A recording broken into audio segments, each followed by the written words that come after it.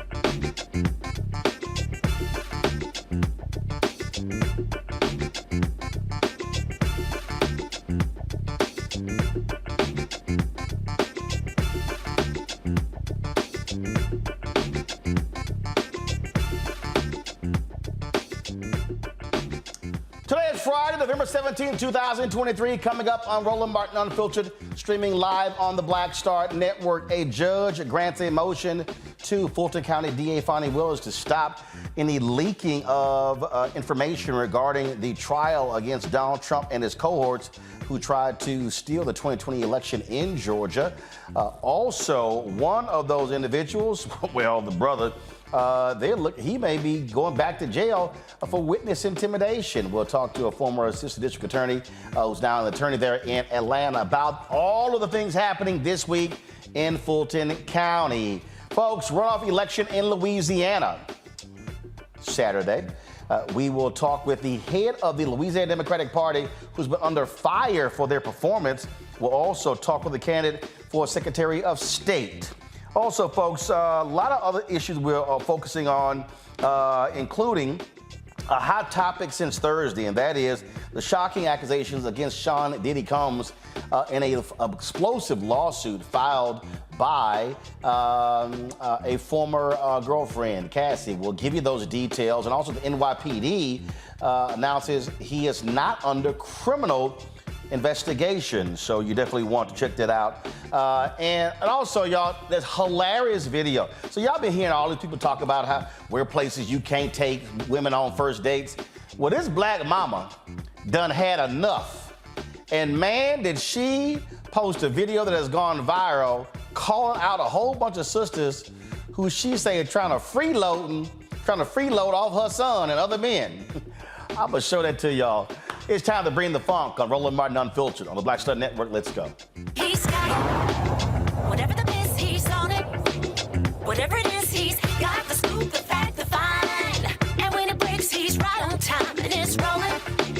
Best believe he's knowing. Putting it down from sports to news to politics.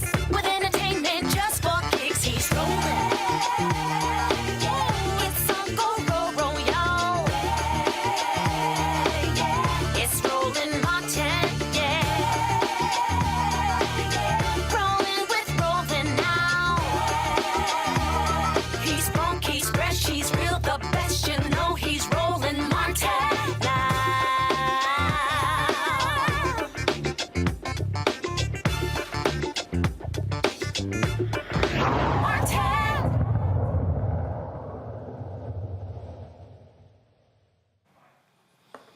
All right, folks, the Georgia judge presiding over the racketeering trial for Donald Trump and a number of others there has granted a motion from Fulton County DA Fonnie Willis when it comes to the releasing of sensitive discovery materials. Earlier this week, an attorney for one of the defendants admitted that he leaked some video from involving the case, saying it could help him and other defendants. Well, in his order, Fulton County Superior Court Judge Scott McAfee agreed with DA Fonnie Willis that a protective order was necessary to prevent the parties involved from undermining the judicial process. Now, the order comes a day after the leak of key video evidence, again, by a defense attorney for one of Trump's co-defendants. Also, folks, that's happening there, one of the Georgia 19 could head back to jail, have his bond revoked for allegedly threatening and intimidating potential witnesses in the case. Fulton County DA Fonnie Willis cited Harrison Floyd's social media posts and broadcast interviews as violations of his bond agreement not to interfere with witnesses. Willis pointed out Floyd's November 1st post that flagged Secretary of State Brad Raffensperger and his aide Gabrielle Sterling, who said the Georgia election was conducted without widespread fraud. Floyd's message asked whether they should be more concerned about interfering in elections, perjury before Congress, lying to DA Fonnie Willis, or all of the above. Willis included the November 6th video distributed on the Conservative Daily podcast that discussed the guilty plea of co-defendant Jenna Ellis. Floyd said Trump was underserved by people like her, and she showed who she really is by pleading guilty. Willis also cited a November 14th post about Freeman, the Georgia election worker. The post questioned whether Freeman sounded pressured during a recording. Why would DA Fonnie Willis want to hide this from the public? Floyd, who served as a leader for the organization Black Voters for Trump, is charged with conspiracy to solicit false statements and influencing witnesses for allegedly trying to get election worker Ruby Freeman to change her version of how votes were counted at State Farm Arena on election night. He has been free on $100,000 bond. So it's been a whole lot of activity there in Fulton County this week. Joining us right now is a former assistant district attorney who is now in Atlanta, attorney in Atlanta, John Quayle Neal. Glad to have you on the show. So, been kind of busy for the DA this week, John Quayle?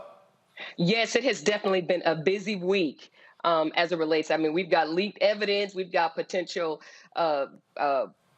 failing of following the conditions of bonds. So there's a lot in Fulton County this week. First off, let's talk about the leaking of the video. I mean, the attorney went in the court and said, yep, I did it. Right. I mean, he did. That was shocking to hear on the lease that he actually would go and do that. But in this particular court, there was, at the time of the case, there was not a protective order in place. And so what a protective order does is it sort of seals evidence, or so that certain evidence is not available to the public or additional individuals. However, the district attorney's office in this case, they filed for a blanket protective order in this case. However, it was never ruled upon by the court. And so at this juncture, the leaking of this evidence, which as a result, consequently, potentially places in danger the other co-defendants in this case, as well as witnesses. So at this point, there had to be an emergency motion filed in order to get a protective order in this case. I mean, look, clearly the people who are on the other side, those who are standing with Trump and his cohorts, they don't care about the rule of law, especially when their folks are on trial. You've got this dude, Harrison Floyd, you know, who is just been way out there. You know, Willis has secured 3 guilty pleas from 3 of the top folks there, but these other folks, they're making it clear, you know what, we're going to stand with Trump, act like Trump, and likely go down with Trump. Well, and you know what? You have a point there, Roland, as it relates to Harrison Floyd. I mean, this is serious. I mean, it was a specific condition of his bond that he is not to have any communications about this case. And it is blatantly apparent on Twitter that he has repeatedly put out his version of what the facts of this case. And secondarily, one of the charges in the indictment is about the intimidation of Miss Ruby Freeman. And it is a stay-away order of one of his bond conditions not to intimidate any witnesses in this case.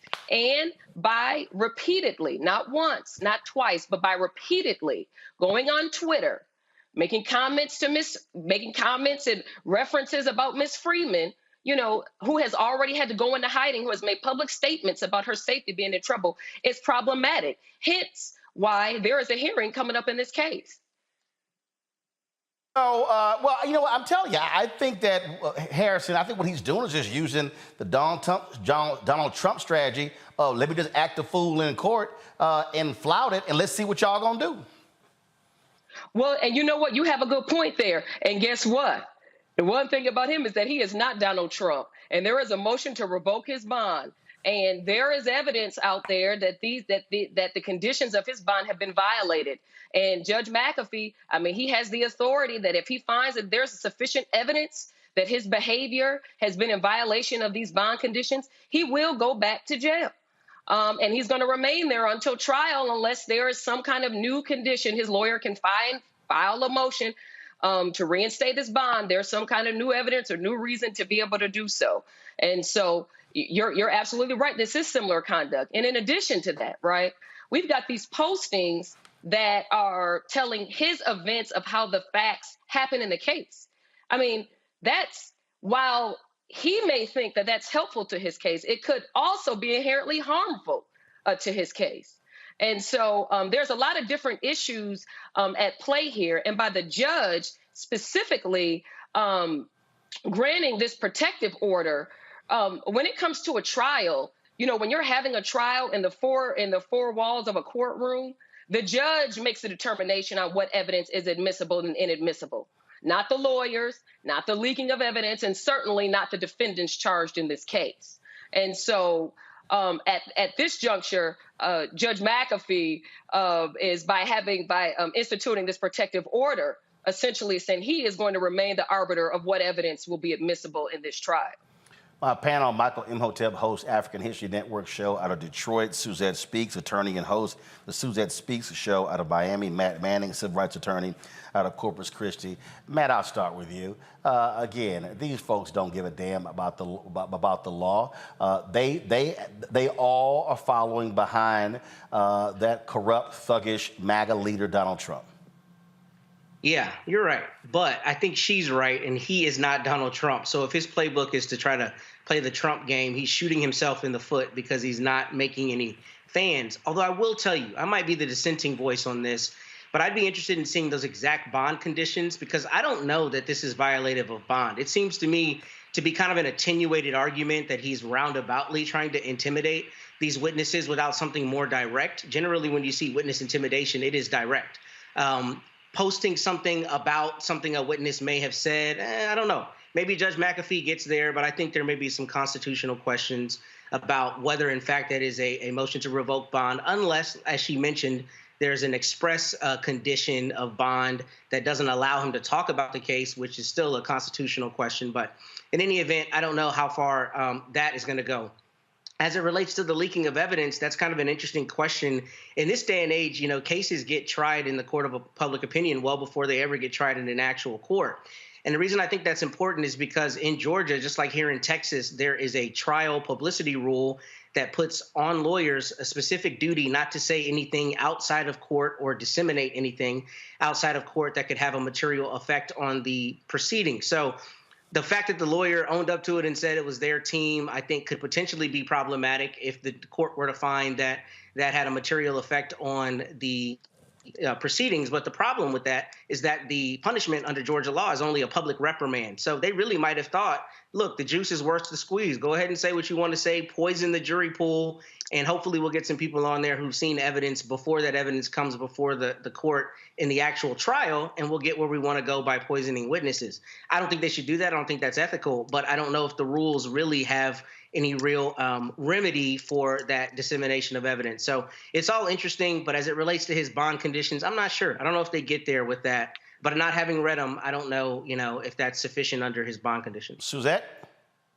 Yes, good evening, Roland. Thank you for having me. And I practice in Florida, although I practice civil litigation. So I'll leave it to the criminal lawyers to tell me how procedurally everything works in Georgia. My question for Janquel is, we've heard a lot about these First Amendment protections as it applies to witnesses. Particularly Donald Trump has been one to say that he is within his First Amendment right to be talking about the trial and to be intimidating other witnesses, etc. Have we heard this from Harrison Floyd? And do you feel that it applies in this instance, or are there limitations to what he cannot say? Well, to answer your question, and certainly to go back, it's an explicit condition of the bond condition of Mr. Floyd, and it says on subsection 7 that the defendant shall not communicate in any way, directly or indirectly, about the facts of this case with any person known to him or her to be a witness in this case, except through his or her counsel. And so while, of course, all of us have a First Amendment right of free speech, right?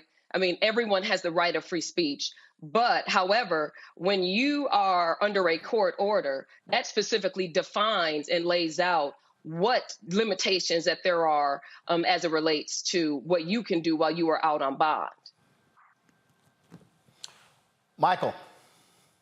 All right, Janquel. We've seen three of Trump's former attorneys here, Kenneth Chesebro, Jenna Ellis, as well as that crazy woman, Sidney Powell, all plead guilty to various charges. They're part of these 18 co-defendants.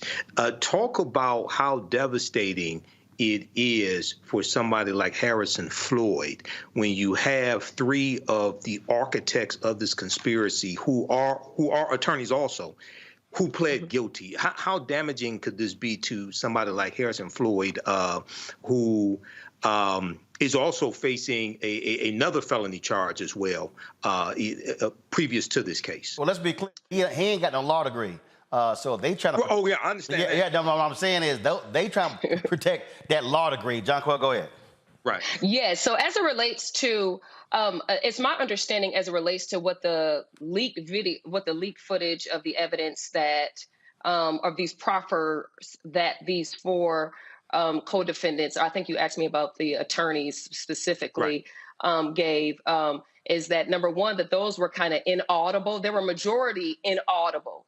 The specific portions that were audible and that have been reported on by the press, they don't make any specific mention to Harrison Floyd that we know of at this time. So it's very unclear as it relates to what specifically their proffers and what information they have and how that directly impacts Mr. Floyd. Well, I tell you what, he better watch out trying to play games because, again, you can play with the court all you want to, but they're going to show you real soon, and he's free right now.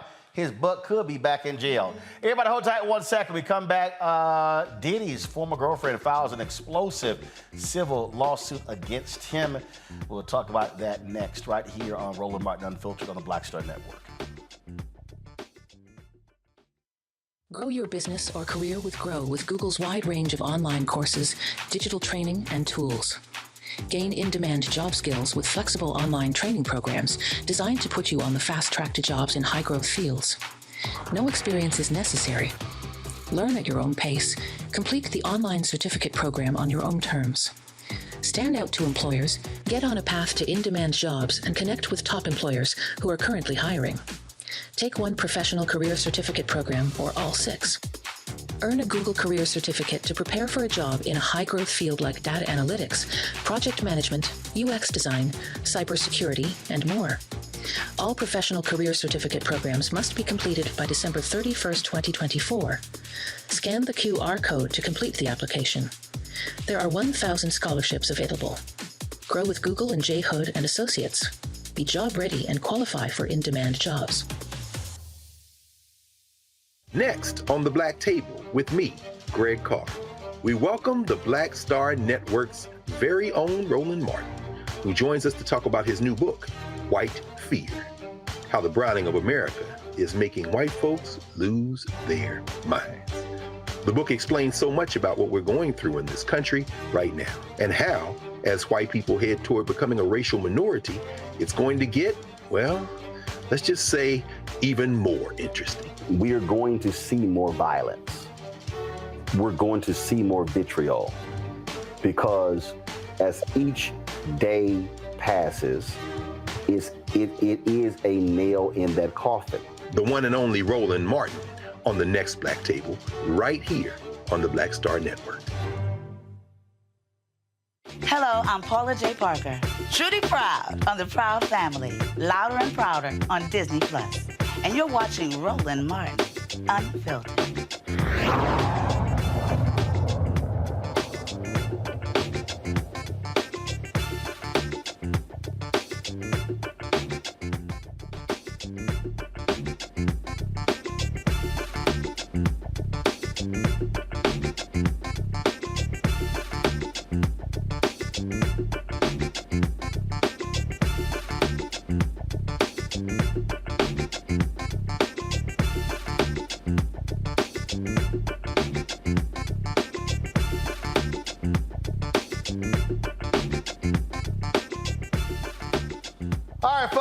NYPD says Sean Diddy Combs is not under a secret criminal investigation.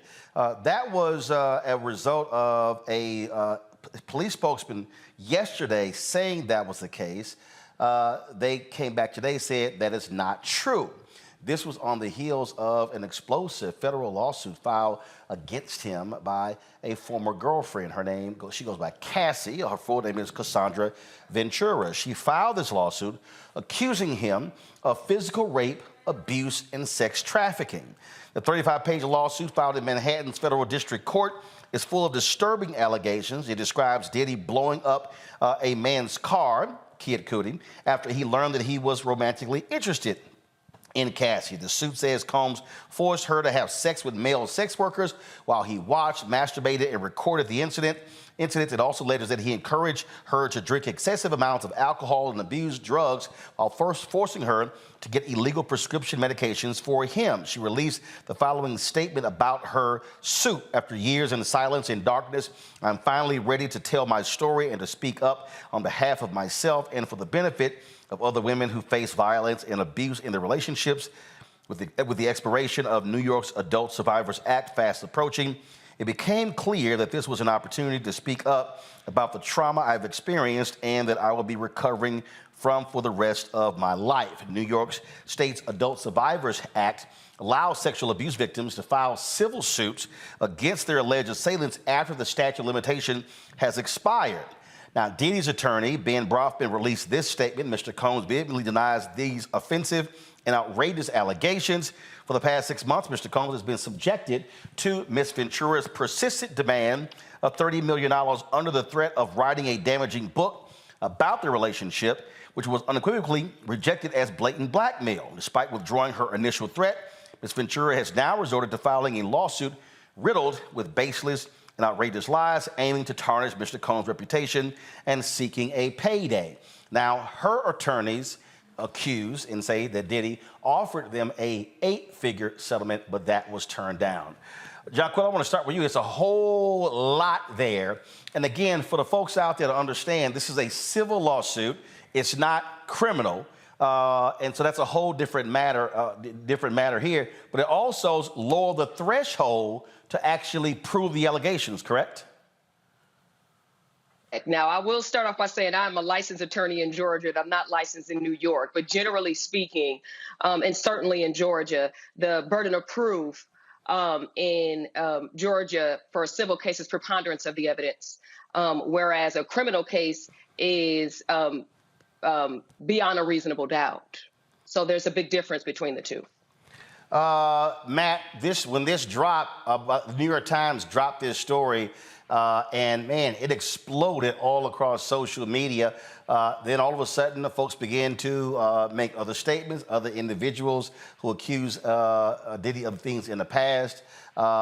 This is one of those stories that it has everything for entertainment media: sex, drugs, abuse, you name it, high-profile individuals, rich folks. And so this is definitely one that people are talking about. Yeah, it is. And it's tough. Kind of hearkening back to my comment earlier, what we're finding is cases these days are prosecuted in the court of public opinion, especially when it's somebody like a music mogul, Diddy, and somebody who's an artist, a well-known artist like Cassie. I'll say this is a difficult, thing to truly analyze, because at the outset, he's not being prosecuted criminally, as you mentioned, but, our legal system is predicated on the idea of innocence until you're proven guilty. This is not a criminal case, but the same principle, right? The lawsuit hasn't been proven yet. So right now, these are merely allegations. However, we also know that there is a lot of abuse that happens in the shadows, and that victims and survivors have to be supported because a lot of times things don't get reported. And when they have the courage to report it, we should support them where the allegations are proven. But right now, where we are is we merely have allegations that haven't been proven yet. And I think people are interested in these allegations, not only because of who's involved, but because of the subject matter. But I think we have to give them the gravitas that's necessary. These are very serious allegations. And if these things happened, then she was subject to just intolerable abuse, and he should absolutely be held accountable. However, he does have the right, essentially, even in a civil suit, to not be presumed guilty until it's proven. So I think we'll have to wait until what the evidence shows. But I will say, what is strange to me about all of these cases that we discuss is that every one of my clients gets an admonition day one. You don't say a single word anywhere without me about anything at any time. So it is interesting to me that there are this many statements, oftentimes from the parties themselves, because that to me is dangerous if you are in the midst of litigation. Suzette, it was interesting looking at a lot of these different comments. I saw some people who were saying that, oh, this is a money grab. Well, first of all, when you file a civil lawsuit, there are economic pieces to this. This is also one of those stories historically that rarely gets to the point of filing an actual lawsuit, because typically folks want things like this settled out of court. Absolutely. I think even the existence of the Survivors Act shows the change of attitudes when it comes to victims or here alleged victims of sexual assault or abuse. We see now that people are have a deeper understanding that sometimes people do not come out right away. She was in a 10+ year relationship with Mr. Combs, and again, according to her pleading, again, he hasn't filed any responses yet. This is what, in her version of the facts, occurred. So again, I do agree that, again, he's innocent until proven guilty, but I do think the attitudes towards people who have suffered, men and women who have suffered this type of abuse are changing. And that's why we see laws like this being utilized in the civil litigation side to say, you know, I have suffered this type of damage and I would like to be compensated for it. So we will see as things proceed. I don't know, there could be even a settlement. Sometimes these things don't even make it to trial. But again, we are seeing more of a pattern where folks are a little bit more accepting of people not necessarily, you know, coming out with allegations concurrently as they're going on, and people understanding a little bit more about why a person would still appear on a red carpet or go to an award show or do all these things while still purportedly being involved in such an abusive relationship. But yes, the allegations are scathing. The damage has already been done, I would say, to his reputation. I think it'll be a very tall order to try to recover some of that ground in the court of public opinion. But we have to wait and see what evidence is presented. Michael, this lawsuit comes, what, a couple of weeks after L.A. Reid was hit with a lawsuit by former music exec Drew Dixon. This is the story that appeared in the New York Times. And again, this particular act here is what opened the door forward. That is the Adult Survivors Act. Yeah, Roland, you know, this is, I read the article from NBCnews.com as well as the one from the New York Times. And I looked at a lot of these allegations, and right now it is true that these are just allegations, but these are devastating allegations.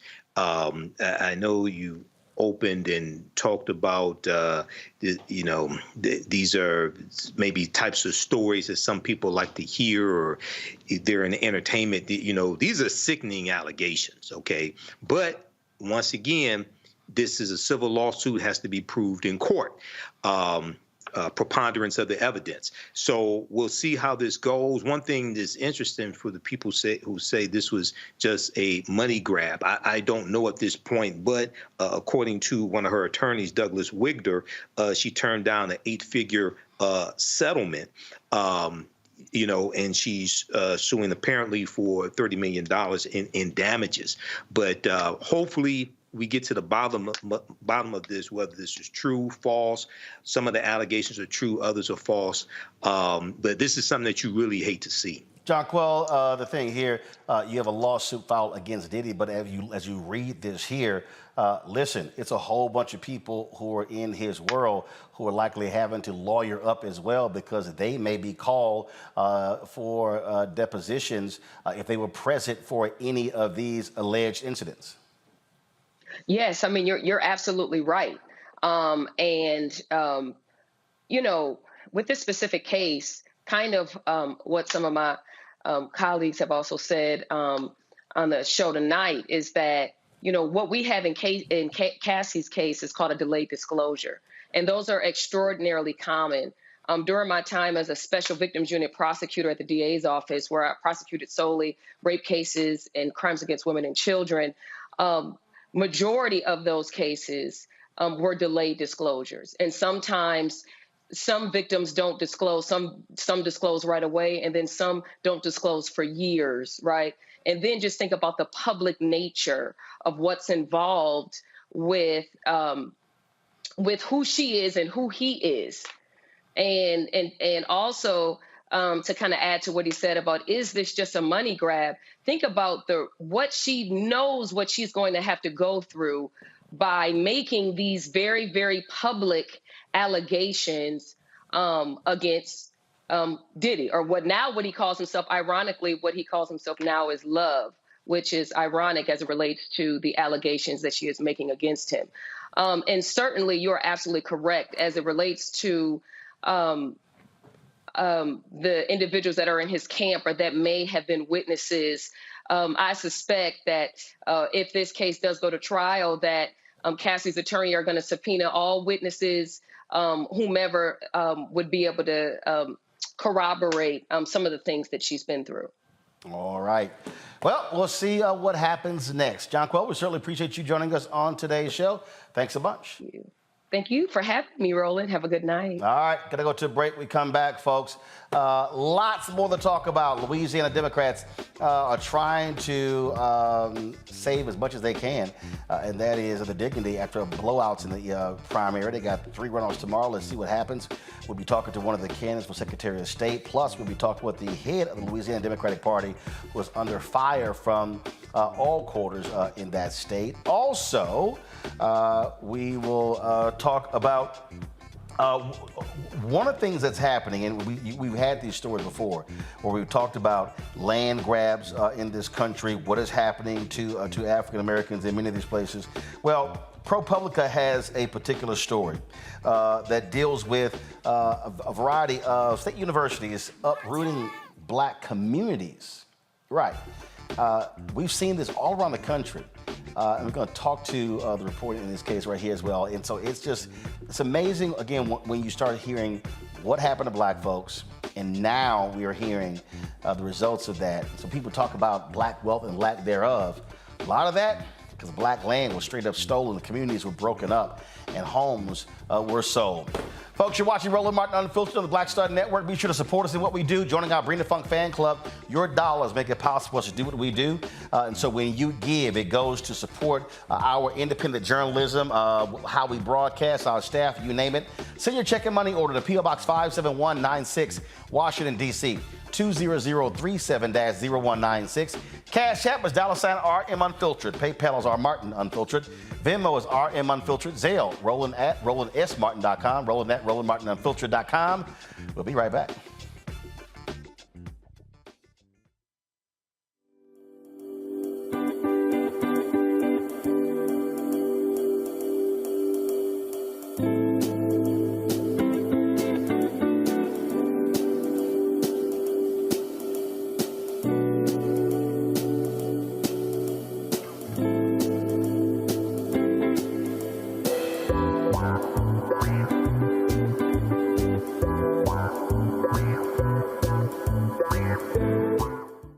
Next on the Black Table, with me, Greg Carr, working under the constant threat of violence. Nearly 50 bomb threats over dozens of HBCU campuses. In 2022, we'll talk to our HBCU Master Teacher Roundtable about the stress, the strain, the frustrating lack of answers, and real community-grounded solutions to the threat of violence we face at HBCUs today. Join us for the Black Table, only on the Black Star Network. When you talk about blackness and what happens in black culture, we're about covering these things that matter to us, speaking to our issues and concerns. This is a genuine people-powered movement. There's a lot of stuff that we're not getting. You get it, and you spread the word. We wish to plead our own cause. Too long have others spoken for us. We cannot tell our own story if we can't pay for it. This is about covering us. Invest in black-owned media. Your dollars matter. We don't have to keep asking them to cover our stuff. So please support us in what we do, folks. We want to hit 2,000 people, $50 this month, raise $100,000. We're behind 100,000, so we want to hit that. Y'all money makes this possible. Check some money orders. Go to P.O. Box 57196, Washington, D.C. 20037-0196. The Cash App is $RM Unfiltered. PayPal is R Martin Unfiltered. Venmo is RM Unfiltered. Zelle is Roland at RolandSMartin.com. Hi, I am Tommy Davidson. I play Oscar on Proud Family, Louder and Prouder. I don't play Sammy, but I could. Or I don't play Obama, but I could. I don't do Stallone, but I could do all that. And I am here with Roland Martin on Unfiltered.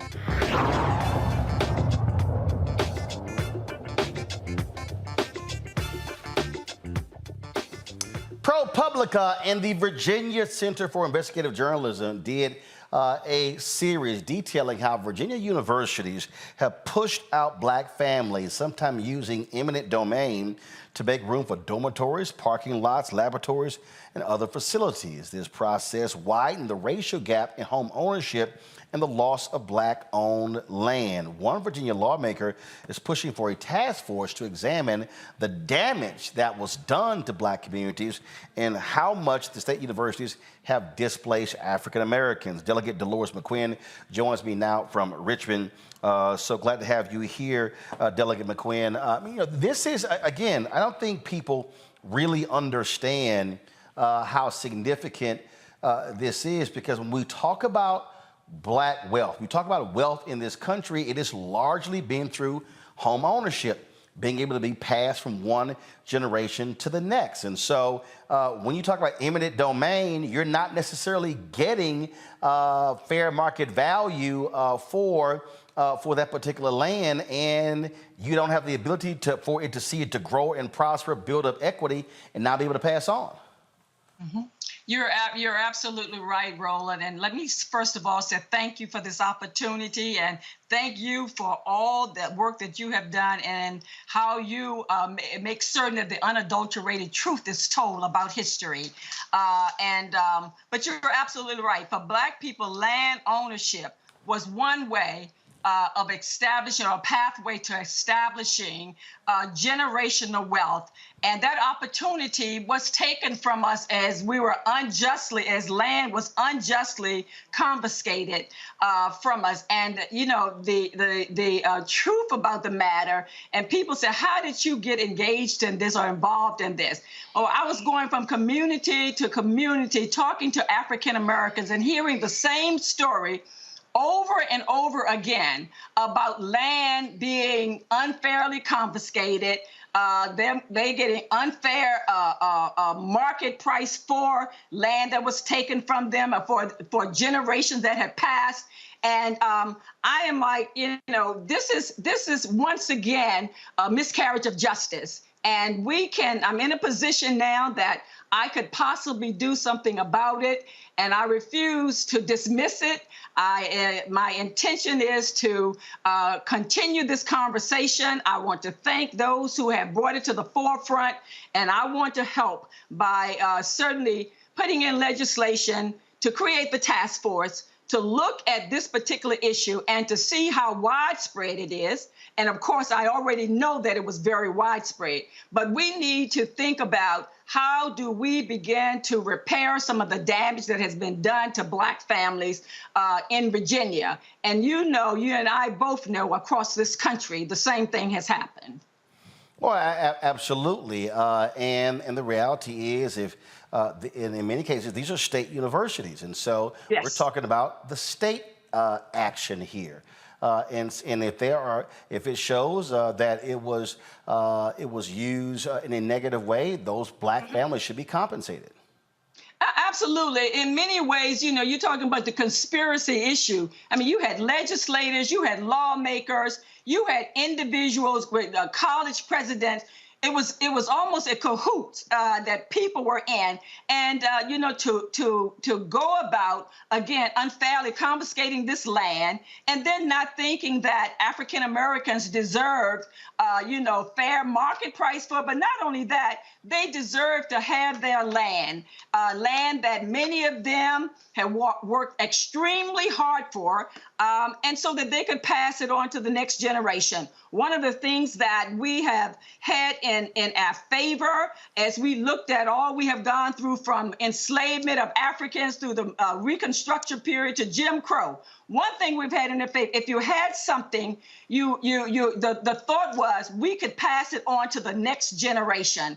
And so many families did not have that opportunity because of what universities did, but not only universities, the Army, you had airports. I mean, any of these institutions that were able to go in and again, through eminent domain, take this property from Black families, they did that, and including my family. And so What can we do about it? Well, first of all, we certainly need to sit down, you know what, at the table, along with many of these individuals who are now seated at places that could bring about a paradigm shift. We need to sit down, have the conversation, and then move forward in terms of how do we bring some form of resolution to what has happened in the past. And not only for this, but other issues as it relates to the way African Americans have been treated and been unable to do anything about people violating you in this manner. Questions from the panel. I'll start with you, Matt. Okay, so Delegate McQuinn, thank you for doing this work. I have a case very similar to this, not in the university context, but this happens to our people around the country. So my question to you is this. I know you're putting together a task force, and presumably that task force will have ideas on how to, the reparative remedy. But my thought is this, my question is this.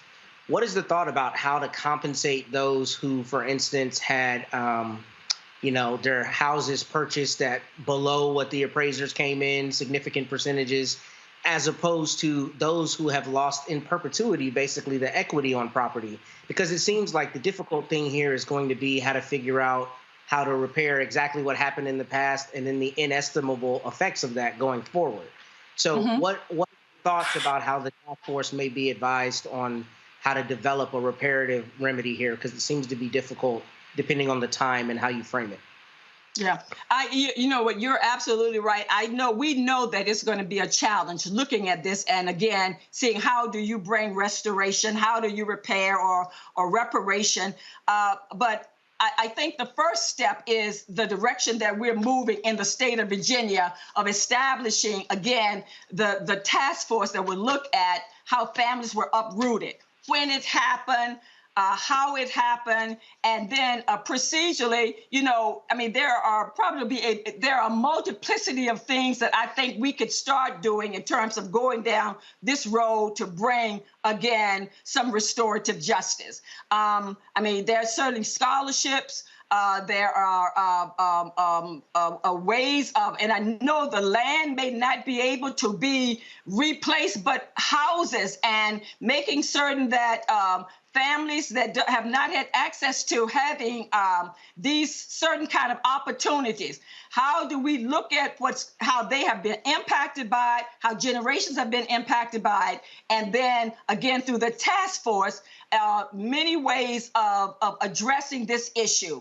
And I know we're going to have to go back generations, but I think the first step is let's sit down and let's begin to have this conversation, and then make certain that the universities they're at the table, other legislators are at the table, people on the federal level are at the table. One of the things that I know is being done, that has been done now, President Biden, who's put in $1 billion to look at the way communities have been divided through constructions, through highways that have gone through various communities.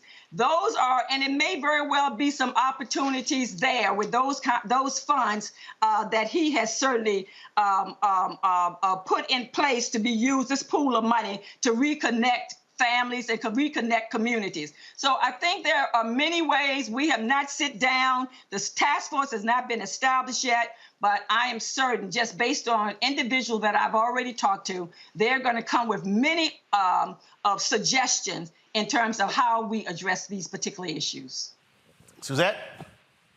Thank you again, Delegate McQuinn, for what you're doing. This sounds to me like in the South African model, the Truth, Justice, and Reconciliation commissions that were held, that we need to put into the record of state government what exactly happened. That way we can start moving towards a remedy. My question to you is, what do you think the schools' positions have been or will be? I know in cases such as Georgetown, where they had explicit ties to owning slaves and other institutions, there are several here in Virginia, public and private. I've seen UVA mentioned, Old Dominion and others. Have they put out any responses? Are they open I've seen that one president was talking about walking through the old neighborhood. Okay, thank you for the walk. But what are we really doing, and where are they? Are they kind of moving ahead on this issue without the task force? Or what is their current position? There are some promises here that I think promising, initiative. On Monday, one of the administrators from the university came to me and said, Delegate McQuinn, what you are exploring, we stand with you. As an administrator at the university, we want to do whatever we can to help. And they did inform me that they were already looking into some things, but they said the decisions have been made to make certain that they're at the table to help bring about some kind of resolution. And so that to me is relatively promising, but it remains to be seen what will be done. I'm going to take them at their word, and I'm going to certainly hold everybody accountable in terms of helping us to get to a place where these families feel that there's some kind of restitution. Michael? All right, Delegate Dolores McQuinn, thanks for your effort in this. And this is an example of how history is leading towards legislation to help repair this type of damage. I know this is a work in progress, and there have been a series of articles from ProPublica and the Virginia Center for Investigative Journalism. But have you heard any estimates about the dollar amount in lost land value that has been stolen from African Americans and maybe lost wealth? Any estimates? And secondly, very quickly, what has been the response in Virginia, where we know in August 1619 those 20-odd Africans were taken into Virginia? What has been the response from Virginians surrounding this revelation? Well, let me answer the first question. The last question first. The response has been good. The response has been good. And a part of this came about because of families that were represented that are in the district in which I represented, who was bringing to me information about how land was taken, information about them owning land, and even up into the early 2000s, how some land that was a part of the family's land that had been since the emancipation of slavery, and all of a sudden, because resources was not made available and they didn't have the paperwork that they needed, the deeds to the land, that the land was sold. And so this is even something that even within the last 20 years have been happening. And there, many folks have called. They are happy and excited about what we're doing, and they're waiting in anticipation, first of all, to tell their story, but also to make certain that they support these efforts. And we're going to need support from the community about this, for this. But I think that in Virginia, many communities are ready and they're willing to step up into the plate and to share what they can in terms of what has happened. One of the other things that I have done as it relates to this, that was in 2020, a commission was created to look at slavery, the issue of slavery, and the present day impact on African American communities and African Americans, whether it was economically and housing, in education, every aspect of our lives. And a report will come out actually in January. So this is some ongoing work, and land and housing has been a part of this.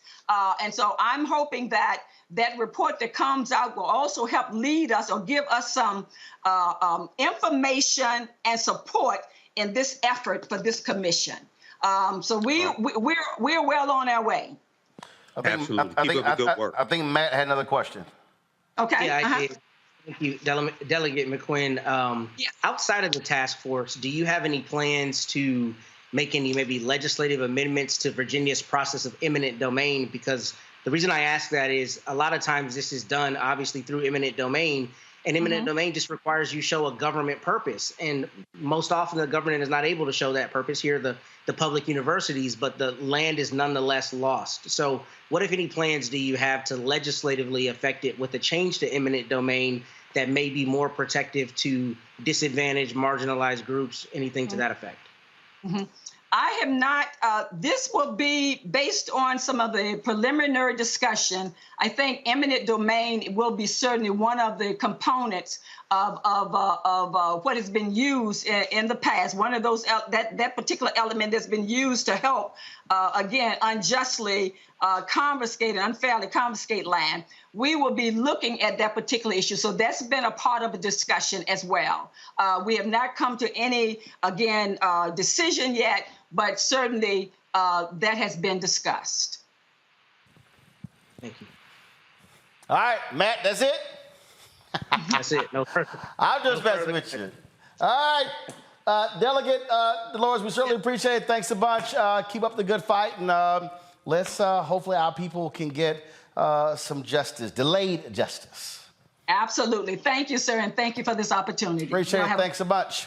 Folks, going to a break. We come back. We're going to talk about how the Department of Justice, they're trying to help these jails get their act together. They've been very aggressive at going after jails and prisons to improve the conditions of inmates. We'll tell you about this DOJ initiative when we come back. Also, I got to talk about y'all.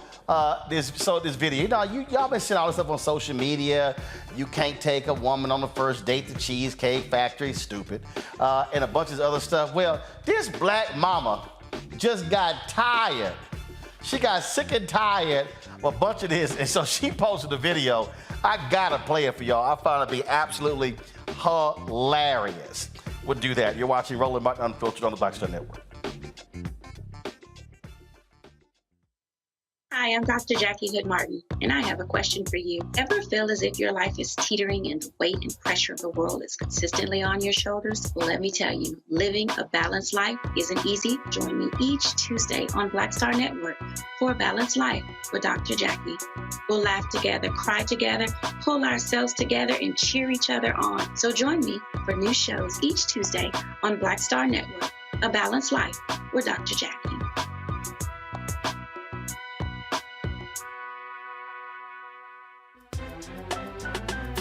I'm Faraji Muhammad, live from LA. And this is The Culture. The Culture is a two-way conversation. You and me. We talk about the stories, politics, the good, the bad, and the downright ugly. So join our community every day at 3 p.m. Eastern and let your voice be heard. Hey, we're all in this together. So let's talk about it and see what kind of trouble we can get into. It's The Culture, weekdays at 3, only on the Black Star Network. On the next Get Wealthy with me, Deborah Owens, America's Wealth Coach, inflation is on the rise. Interest rates are high. Can you still thrive during these uncertain times?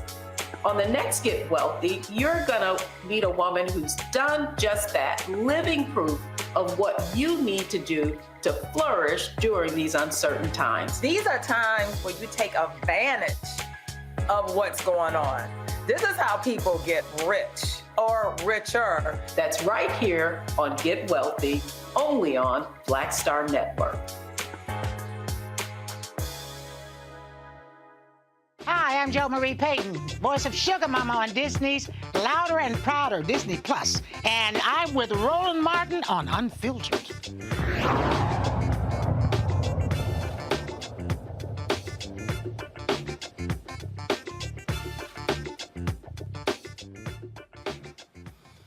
All right, folks, the Department of Justice, they have launched an initiative that they believe, or they hope will improve jail conditions, is to assist jail administrators in improving safety and standards. It's called the Jails and Justice Support Center.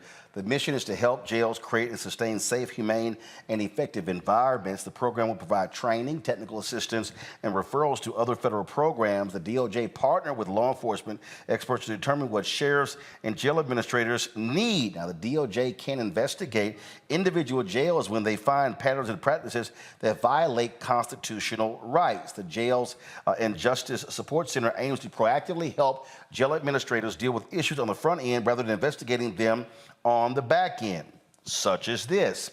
A fourth former California correctional officer who pled guilty to 6 counts of sexually abusing women inmates and 1 count of making false statements to the U.S. Department of Justice, sentenced to 8 years in prison. Andrew Jones confessed to sexually abusing prisoners between July 2020 and June of 2021 in multiple places in the Federal Correction Institution in Dublin. Jones is one of 8 FCI Dublin employees who have been charged with federal crimes involving sexual misconduct in the past 3 years. We've talked about this a lot, Suzette, how the DOJ has been extremely aggressive, far more so than the Trump administration. And really even, and we said it before, the Civil Rights Division has been, frankly, the most aggressive since Robert Kennedy was Attorney General. And holding these jails and prisons to a higher standard is necessary because for so many years, decades, abuse has been allowed, and because they're inmates, people go, yeah, whatever, I don't care.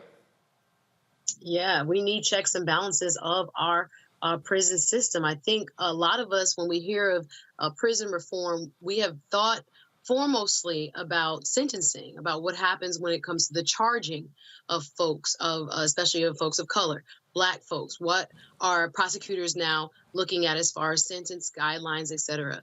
But we also now must address prison safety. We've heard these harrowing stories coming out, even at Fulton County, people dying of bed bugs and other things that are inhumane and should not be allowed in our prison system. So I want to say kudos to the Department of Justice for trying to give, especially smaller prison systems, larger prison systems, people who don't have necessarily the expertise of how to make sure the safety of each and every inmate is guarded no matter what they're charged with. It's not an addition to their sentence for them to be treated inhumanely.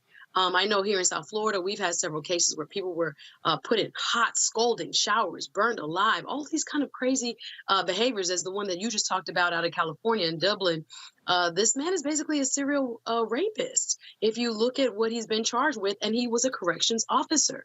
So because we do not have a federal framework from which all of our prisons across the country have to adhere to a certain standard, the Department of Justice is doing what it can to help be a resource. They're saying that this new entity will be a preventative resource. Of course, they do have the authority to go in and investigate when there are complaints at various facilities across our country. But yeah, we have to look at this as a real issue. And if we don't have federal legislation, kudos to the Department of Justice for doing what it can to be a resource to our jails and prisons across this country.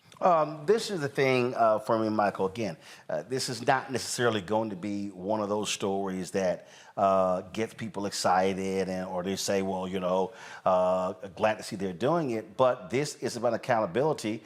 And unfortunately, when we look at a lot of these stories, who's the one likely being abused? African Americans.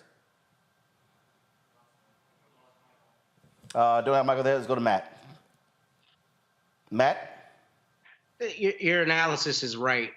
But Roland, I'm not going to be impressed unless and until they actually start filing lawsuits and or seek criminal charges against people who are treating people in jail and prison inhumanely. I like this as a political point. I like this. No. They have. No, that's what I was saying. They have. Let me tell you. The state of Texas operates 100 prisons. Okay, 100. 55 of those have limited AC. 31 of those have AC throughout the entire prison. 14 have no air conditioning. I just got hired by a family where a 32-year-old woman died in a Texas prison because her cell got over 120 degrees. The reality is jail standards already exist, and I'm glad that the Department of Justice is doing more. I think that's laudable. But they already have a Texas Commission on Jail Standards, and people routinely die in jails and in prisons, and no one is held accountable. And I'm hoping that more so than just lip service, the Department of Justice ramps it up even further, because this is one of the grossest human rights issues, not only in our society, but in the world. When people go to prison, we stop treating them like humans. And until there is really, truly accountability, I won't be impressed by even a little step up, because this is something that happens every day. People die every day. This year in the state of Texas alone, something like 13 people died in prison in the Texas Department of Criminal Justice, and they knew that those jail cells were not air conditioned. And in many of those instances, guards refused to give them water and other things that they needed to just literally be safe.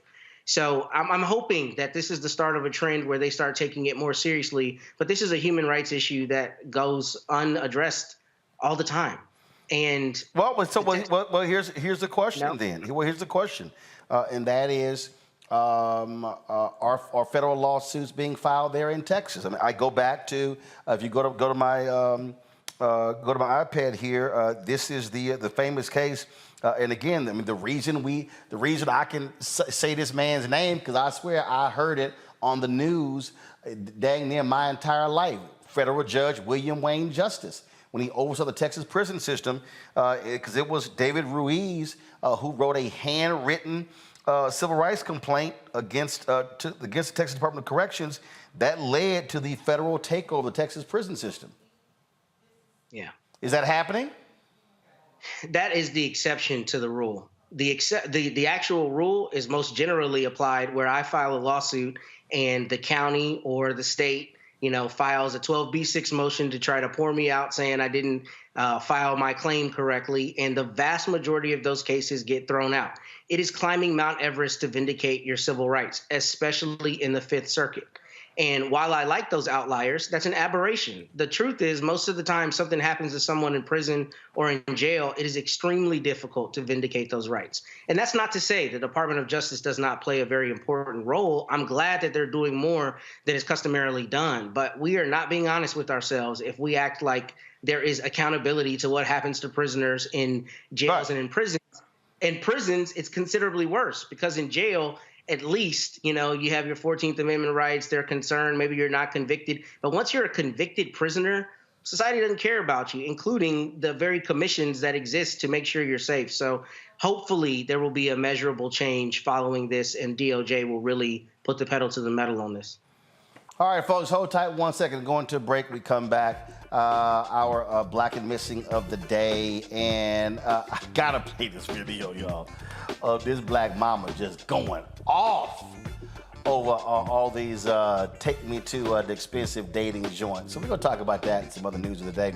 Don't forget to support us in what we do. Joining our Brina Funk fan club. Senior check and money order to P.O. Box 57196, Washington, D.C. 20037-0196. Cash App, $RM Unfiltered. PayPal, R Martin Unfiltered. Venmo is RM Unfiltered. Zelle, Roland at RolandSMartin.com. Roland at RolandMartinUnfiltered.com. And be sure to get a copy of my book, White Fear, How the Browning of America is Making White Folks Lose Their Minds. Back in a moment.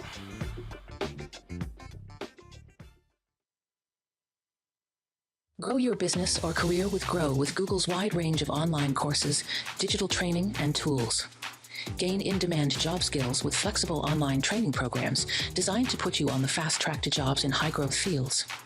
No experience is necessary. Learn at your own pace.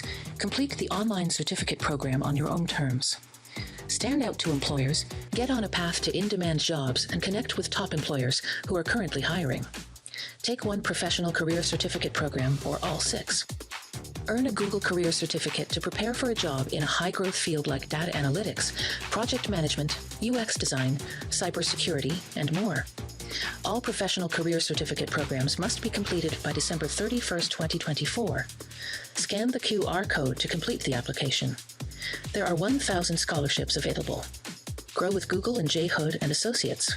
Be job ready and qualify for in-demand jobs. Hatred on the streets, a horrific scene, a white nationalist rally that descended into deadly violence. White people are losing their damn minds. An angry pro-Trump mob storms the U.S. Capitol. We're about to see the rise of what I call white minority resistance. We have seen white folks in this country who simply cannot tolerate black folks voting. I think what we're seeing is the inevitable result of violent denial. This is part of American history. Every time that people of color have made progress, whether real or symbolic, there has been what Carol Anderson at Emory University calls white rage as a backlash. This is the rise of the Proud Boys and the Boogaloo Boys. America, there's going to be more of this. Here's all the Proud Boys, Dave. This country is getting increasingly racist in its behaviors and its attitudes because of the fear of white people. The fear that they're taking our jobs, they're taking our resources, they're taking our women. This is white fear.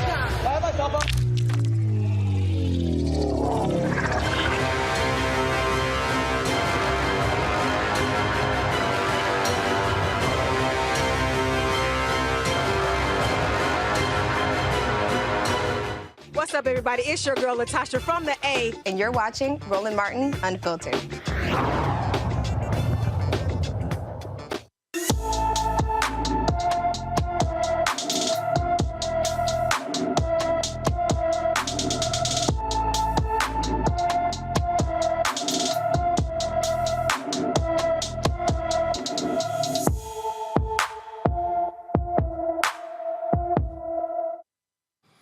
All right, folks, our Black and Missing for the day. Of course, this is a segment that we always focus on because it gets not enough attention from mainstream media. Isaac Price was last seen at the Hartsfield-Jackson Atlanta International Airport on November 11th. The 31-year-old is 5 feet 6 inches tall, weighs 161 pounds, with black hair and brown eyes. Isaac is diagnosed with schizophrenia and has been without his medication for the last few days. Anyone with information about Isaac Price is urged to call the Atlanta Police Department at 404-546-4235, 404-546-4235. Folks, in about 12 hours, Louisiana voters begin voting in several statewide runoff races. One closely watched race between Nancy Landry and Gwen Collins Greenup to be Secretary of State. Now, this is not the first time that Greenup has run for this office. Also, keep in mind, Secretary of State is crucially important when we start talking about our elections. She joins us right now. I'm glad to have you here. Gwen, how's it going? It's going great. Thank you for having me. All right, so you're in this runoff. It is Democrats did not do well in the primary. What are you hoping happens? Because again, we had Gary Chambers on the other day, and I tell you, the black early vote numbers are horrible. It was horrible, Roland. I think that voter apathy here in Louisiana all around, regardless of race or party, is really low. And that's one of the reasons that I ran. The first time I ran in 2018 is because Louisiana had nearly 3 million registered voters with less than 15% participating in most elections. And our low voter turnout rates allow about 450,000 people to make decisions for 4.6 million Louisianians. And that should concern anyone, regardless of race or party. And that's why I ran, and that's why I'm running again. As I said, Secretary of State is critically important when we talk about elections. 2024 is the election year, and we've seen a lot of these MAGA Republicans want to take over this position so they can control the election process. Absolutely. What we have now is Louisiana is facing not only a trifecta, but a trifecta. The Republicans have seized control of our legislature, and if the Secretary of State's position goes untouched into the Republican Party, they will have seized total control of our Louisiana state offices. And I just can't let that happen. Roland, I have built the infrastructure over the past 5 years. I knew what was at stake in 2018. We saw it with Stacey Abrams' race. And then in 2019, I ran again because I saw this coming. And now everyone can see it. And I think that we have to act now. We have another opportunity. We have to get someone in that office that will protect every eligible Louisiana citizen's right to vote. And I'm that person. Critical areas, where are the places outside of New Orleans where you really need a strong turnout? Roland, I need it from everywhere. I've ran this race before. The last time I ran, I got in the runoff and I earned 601,126 votes. I got 41% the first and the second time that I ran. First time was a special election. This time, this is the main event. This is serious business. We have a second majority Black congressional district at stake. And when I'm elected in that office, I'll be in the position to concede that we deserve that district. And as an accountant and an attorney, I will get the job done. I will concede and settle that suit so we can get that congressional district before the 2024 race. But I will need votes from Shreveport, Monroe, Lafayette area, from Alexandria area, as well as Mandeville. These are all of our large regions, Jefferson Parish, which is Metairie area. So we need the votes from all over. But more importantly, Roland, I'm the only candidate, the only Democratic candidate other than our governor that has actually pulled votes from rural areas. I was born and raised in a rural parish. I live in Baton Rouge, which is a metropolitan city area, the state capital. And I've built relationships around the state, and I have law offices throughout the state. And that has given me the infrastructure that I need to run a statewide campaign. And we've mounted a good campaign, and now we're trying to close it out and get the win on tomorrow. All right, then. Well, look, certainly good luck. Appears if you're out there campaigning, doing this from the car, so out there trying to get as many people as possible. Folks, don't forget, voting begins 7 a.m. Central, ends 8 p.m. Central. Be sure to tell your friends and family if you're in Louisiana to get out there and use their power. And I always say, if you don't vote, shut the hell up. Absolutely, Roland. Gwen, thanks a lot. Thank you for having me. All right, then. I tell you, Suzette, when I hear those numbers, I mean, there's nothing that ticks me off when I hear just those porous numbers. And people love to talk about what we need, what needs to happen, what they should be doing. But those who show up, they're the ones who are deciding who the leaders are. Absolutely. When I'm looking at some of these numbers, Louisiana, we got to get to it. It's tomorrow. Looking at some of the early voting returns just from a few weeks ago when the governor was at the top of the ticket, we're looking at currently 260,000-ish votes cast in early voting, which is only about 25% of the total electorate, those that are registered to vote. And we're looking at a half decrease from just a few weeks ago. Like half as many people voted early. So we have a lot of people still to get out there. And so there are a lot of voices that we need heard.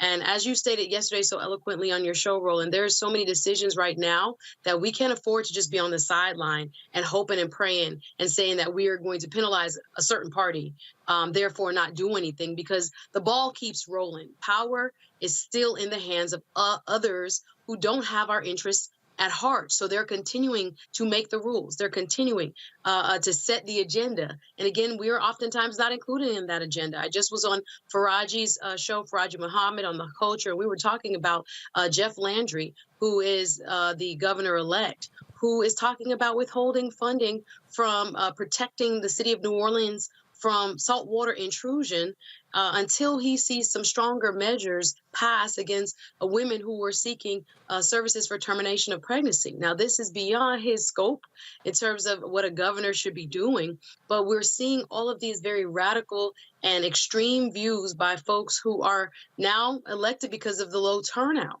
right? And again, as you said, a very, very small portion of total citizens there in Louisiana are making the decisions for everyone. So we really have to take that to heart, guys. Tomorrow, when you get out and vote, Baton Rouge, New Orleans, all over, there are a lot of votes left to be cast. And again, she will be a counterweight to Jeff Landry as governor-elect. So we need folks to be responsive and to cast their ballots. Michael. You know, Roland, we've talked about Louisiana the past few weeks. We had Omari Hossain on, as well as Gary Chambers. And what I see is that there's a clear disconnect, especially in Louisiana with African Americans, but also in the New York Times article, they talked about how close to, I think, about 22% of African Americans say they will vote for Donald Trump. There's a clear disconnect between policies that you claim that you want and actually understanding how to get those policies put in place and who can put those policies in place. So in all this is also connected to understanding history. The conversation that we had with the delegate from Virginia is showing a clear connection between historical events and conditions, and then understanding how to address those conditions that are harming African Americans. So hopefully people, African Americans, turn out on Saturday, but we have to really focus on getting this information out to our people and connecting history, economics, law, and politics.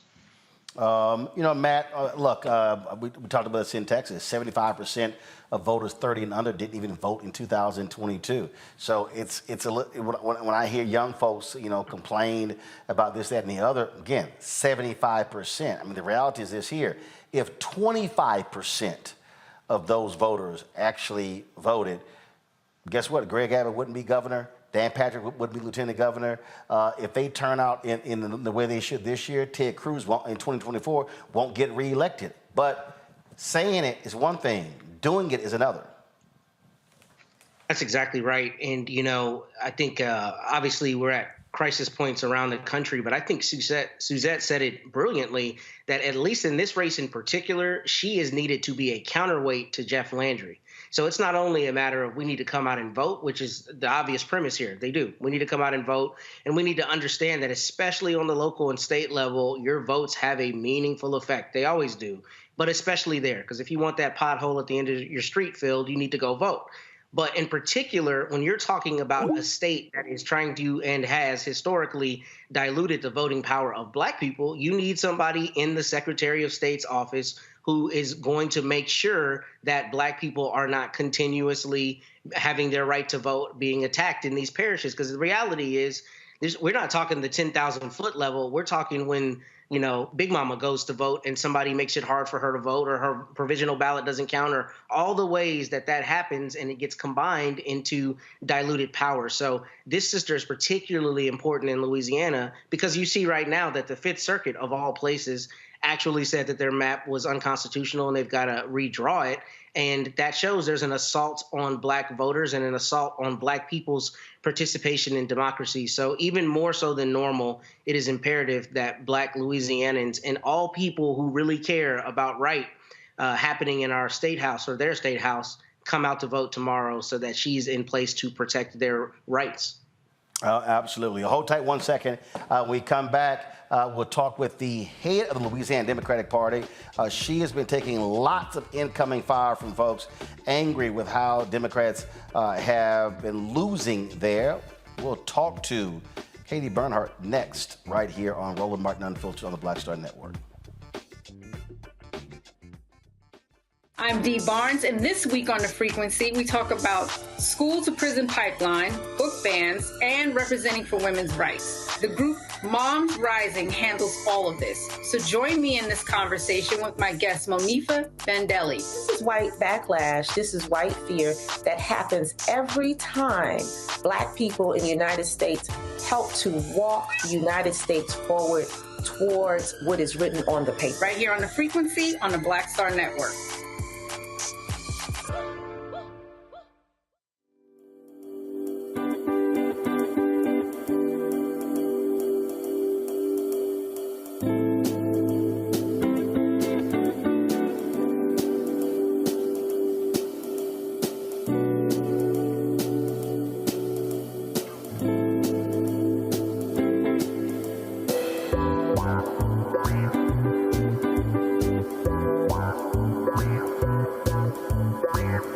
Next on the Black Table with me, Greg Carr, working under the constant threat of violence. Nearly 50 bomb threats over dozens of HBCU campuses. In 2022, we'll talk to our HBCU Master Teacher Roundtable about the stress, the strain, the frustrating lack of answers, and real community-grounded solutions to the threat of violence we face at HBCUs today. Join us for the Black Table, only on the Black Star Network. Hi, I'm Dr. Jackie Hood Martin, and I have a question for you. Ever feel as if your life is teetering and the weight and pressure of the world is consistently on your shoulders? Well, let me tell you, living a balanced life isn't easy. Join me each Tuesday on Black Star Network for A Balanced Life with Dr. Jackie. We'll laugh together, cry together, pull ourselves together, and cheer each other on. So join me for new shows each Tuesday on Black Star Network, A Balanced Life with Dr. Jackie.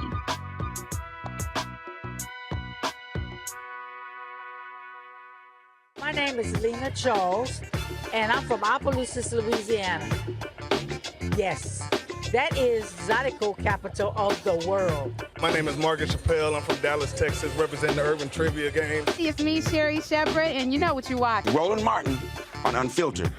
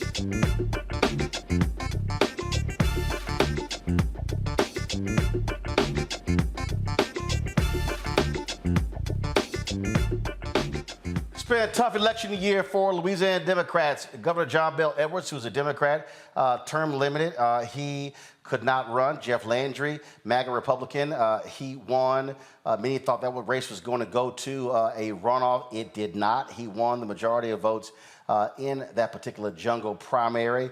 Republicans also will have a supermajority in the House and the Senate. They're winning all across the state. There have been a lot of cries for my next guest to resign. Katie Bernhardt heads the Louisiana Democratic Party. Glad to have you here. You've got 3 critical races tomorrow. We just had one of your candidates on for Secretary of State. We had your Treasurer candidate on yesterday. What in the world, what is going on in a state where you have the second largest concentration of black folks in the country? You can't get them to come out and vote. What's going on with your party? Well, one, we have a lot of voter apathy this year, and it's been very indicative in the number of people we've seen coming out to vote. A big part of that is lack of investment in our field operations and our GOTV efforts. We have to up that, but we also have to tell people that it is each of our responsibility to get people out to vote. All of us need to come together and work to get voters out across the state. I wish I could say it was a simple problem and a simple solution, but money does help. There has been a shortage of funding for our candidates this cycle. I'm very proud that we fielded a statewide slate of candidates, but we also have to all come together to work hard to get our candidates out. And that has been a real struggle this year. In particular, I'll say when we had John Bel Edwards on the ticket, we had about $9.8 million come through the party for GOTV efforts, and we've had less than $1 million this cycle contributed by those statewide candidates, which is, I think, a big part of us not having the turnout that we need to see. Although turnout across the board has been very low and troublesome. But you're the party chair. Did you not see this was coming? If you're tracking fundraising from the end of the 2022 midterm elections up to present day, was the signal being blared? I mean, you've got a Democrat who's in the White House. You've got Democrats who control the United States Senate. You've got Cedric Richmond, who is a critical advisor to the president. You've got Congressman Troy Carter, who's on your executive committee. So what happened here? Everyone knew John Bel Edwards couldn't run again. And also, what did he do? A lot of energy was spent by Democrats to target a fellow Democrat in the New Orleans area. So what were your Democrats doing, and who was saying, hey, we're going to need money if we're going to try to win and keep Republicans from completely controlling the state? Well, that's a multi-part question there. Obviously, we have wonderful leadership within our party. I think we're very fortunate to have our senior advisor to the DNC and Cedric Richmond, Congressman Carter, representing us on the federal level. I'm very proud of the work they do and their contributions to our party. I think that it was a complicated election year. I think that we had Sean Wilson at the top of the ticket, who is clearly a very, very qualified candidate for governor, but the funding from within state was just simply not going to be there in the primary. Even John Bel Edwards struggled in state in his primary elections. The money needed to come nationally, and that was a real struggle. Look, Sean Wilson got in with less than a year on the clock. And that is a struggle to begin with, right? We had someone that had been preparing for many, many years to run for governor in Jeff Landry. So we were behind the clock, and we worked tirelessly to get someone to run for governor. It was not an easy lift. It was not an easy lift to get people to run statewide in the conditions that we have in Louisiana right now. But I'm grateful that the people that stepped up to run did run, and they're working hard across the state. We do need people to contribute to our statewide candidates. I'm confused. If everyone knew that John Bel Edwards couldn't run again, so you had 4 years to find somebody, why was it so hard to find somebody to run for the #1 office in the state? I mean, I think there's a lot of reasons for that, right? One, it's a difficult job. Also, the fact that we also tend to go back and forth. We go Republican, Democrat. And people did not want to run in the race that we had with Jeff Landry running for many years with a whole lot of money. He was very well equipped for this and very well prepared for this. We were behind on that before we ever got started, and we knew it. But we did have Sean Wilson step up, and like I said, I'm very, very grateful he did. He was a tremendously qualified candidate, definitely had the best resume of the bunch, and would have been a great administrator for the state. But that doesn't mean that all the money comes right away, and it doesn't mean that the national money comes. Some of the things that national donors are looking for is head-to-head polls with us winning, which is very hard to do when you get in as late as he did. When you look at how poorly, not just when it came to one race, but multiple races, normally when that happens, heads have to roll. People have been calling for you to step down. After tomorrow's runoff, are you going to quit? Are you going to resign and bring in new leadership? Because I hear everything that you're saying, but it still boggles my mind to have the number of African Americans in your state, the second largest concentration of black voters in the country, having no apparatus to turn those folks out. The reality is, if you don't get significant black turnout, no Democrat is going to win. And then for Republicans to take control of the entire state apparatus under your watch, why would folks have faith that you could lead them in 2024? Well, that's a multi-part question, too, there. But I will say, one, I'm not going anywhere, and I'm not quitting. And I think anyone who knows me knows that I'm not quitting. More importantly, we have a great apparatus here at the party, but it's not a free apparatus. We have great mechanisms in place to turn out Democratic voters. Again, it's not free. We got 3 million people voting in the state of Louisiana, or we should. They don't all vote. But we are not going to be able to reach each of those voters with the message that we have without money. And we need to have all of our people working to get voters out. Right, but so how do you get it?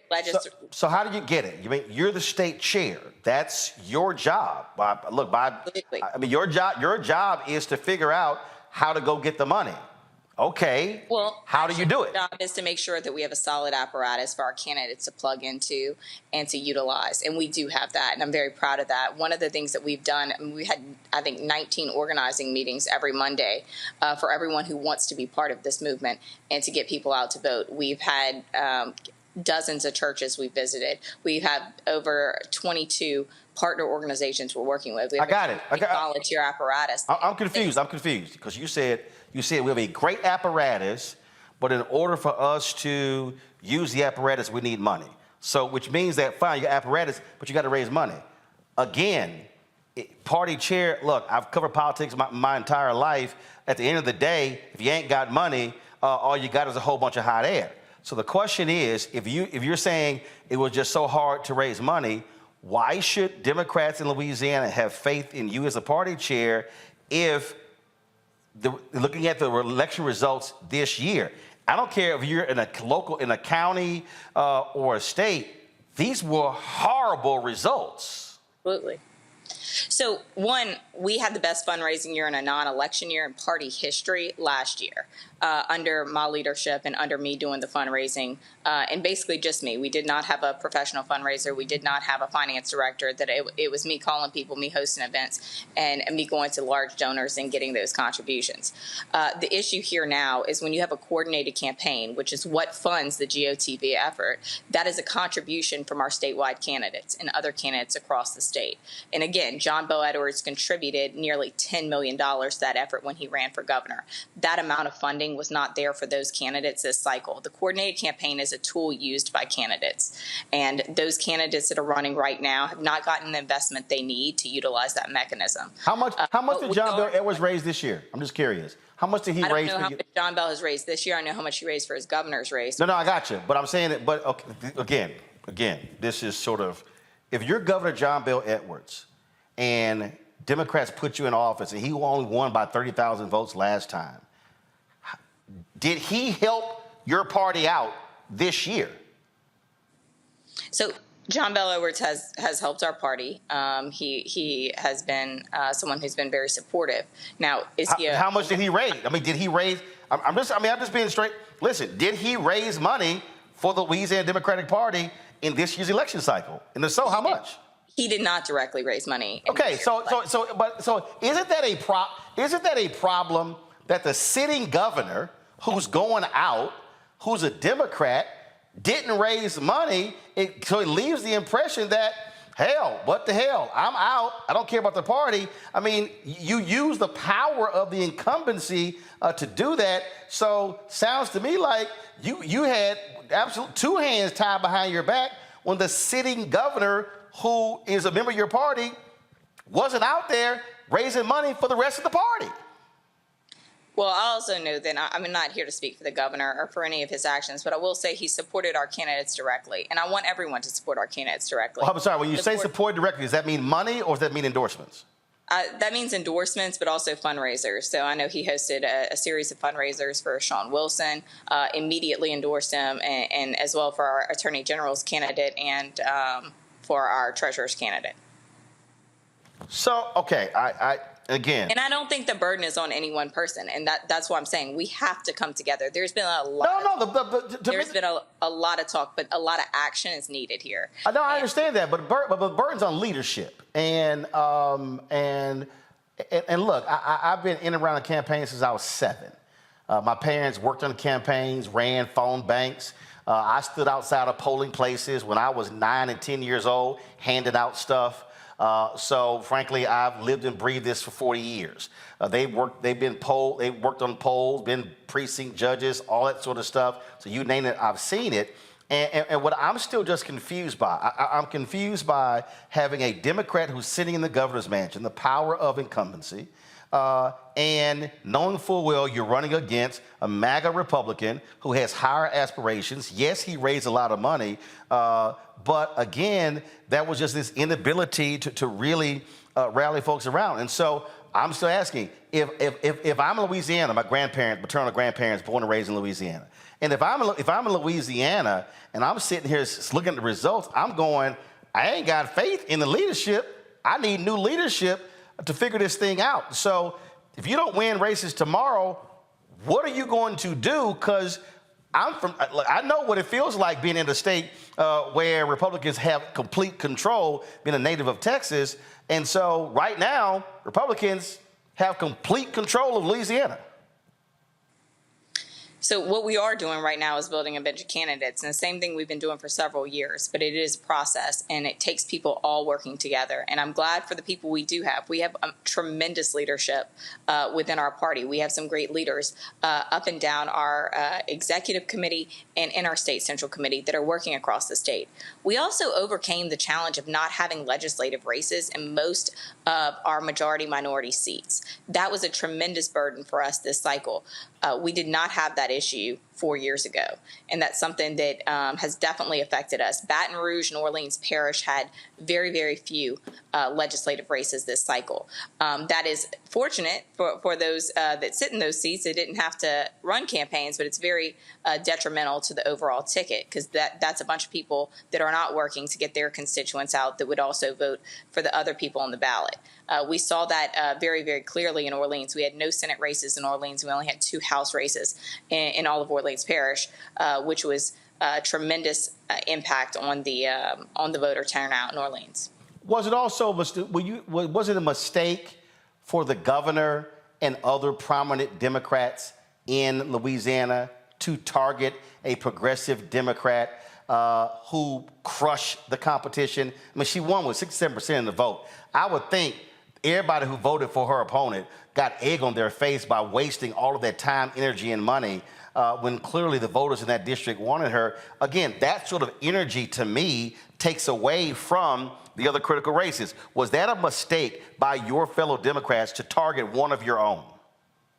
I think that that's just an inevitability in our party right now. The way our districts are drawn, we have packed Democrats into as few a districts as humanly possible. And that's because Republicans have been in control of redistricting. For many years. I mean, we had some great leaders who also serve in party leadership who tried very hard to make sure Black voters were not disenfranchised, even more than they have been historically. But those efforts were not successful because the Republicans controlled the legislature during this redistricting cycle that we went through. We are so optimistic that the courts will deem those maps unconstitutional, and we will have another shot at that. We stood to pick up several seats in both the House and the Senate had those maps been drawn differently. Not to mention our congressional maps, which we still have some optimism where we'll get fair representation there on the federal level. Last question, and I sort of asked it earlier, but I'll ask it again.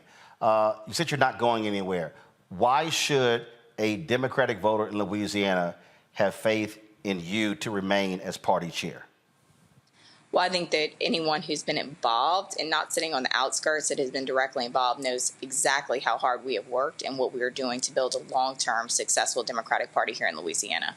And I encourage all of the chatter, all of the conversations that are having to cease the talking and to join in the efforts. We have a whole lot of work that needs to be done, and we have a lot of ways to plug you in. Like I said, we've had about 20 weekly meetings thus far since this election cycle got started, and would be very, very welcoming to anyone who wants to get involved and be part of the solution here to get more Democrats elected statewide and to start building the bench and getting ready for the elections that we have in 2024. All right, Katie Bernhardt, we appreciate it. Thanks a lot. Good luck tomorrow. Thank you. We appreciate it. Tell your friends and family to go vote in Louisiana. All right, going to a break. We come back. I'll chat with my panel about this and some other stuff as well. You're watching Roland Martin Unfiltered on the Black Star Network. Hatred on the streets, a horrific scene, a white nationalist rally that descended into deadly violence. White people are losing their damn minds. As an angry pro-Trump mob storms the U.S. Capitol, we're about to see the rise of what I call white minority resistance. We have seen white folks in this country who simply cannot tolerate black folks voting. I think what we're seeing is the inevitable result of violent denial. This is part of American history. Every time that people of color have made progress, whether real or symbolic, there has been what Carol Anderson at Emory University calls white rage as a backlash. This is the rise of the Proud Boys and the Boogaloo Boys. America, there's going to be more of this. Here's all the Proud Boys, guys. This country is getting increasingly racist in its behaviors and its attitudes because of the fear of white people. The fear that they're taking our jobs, they're taking our resources, they're taking our women. This is white fear.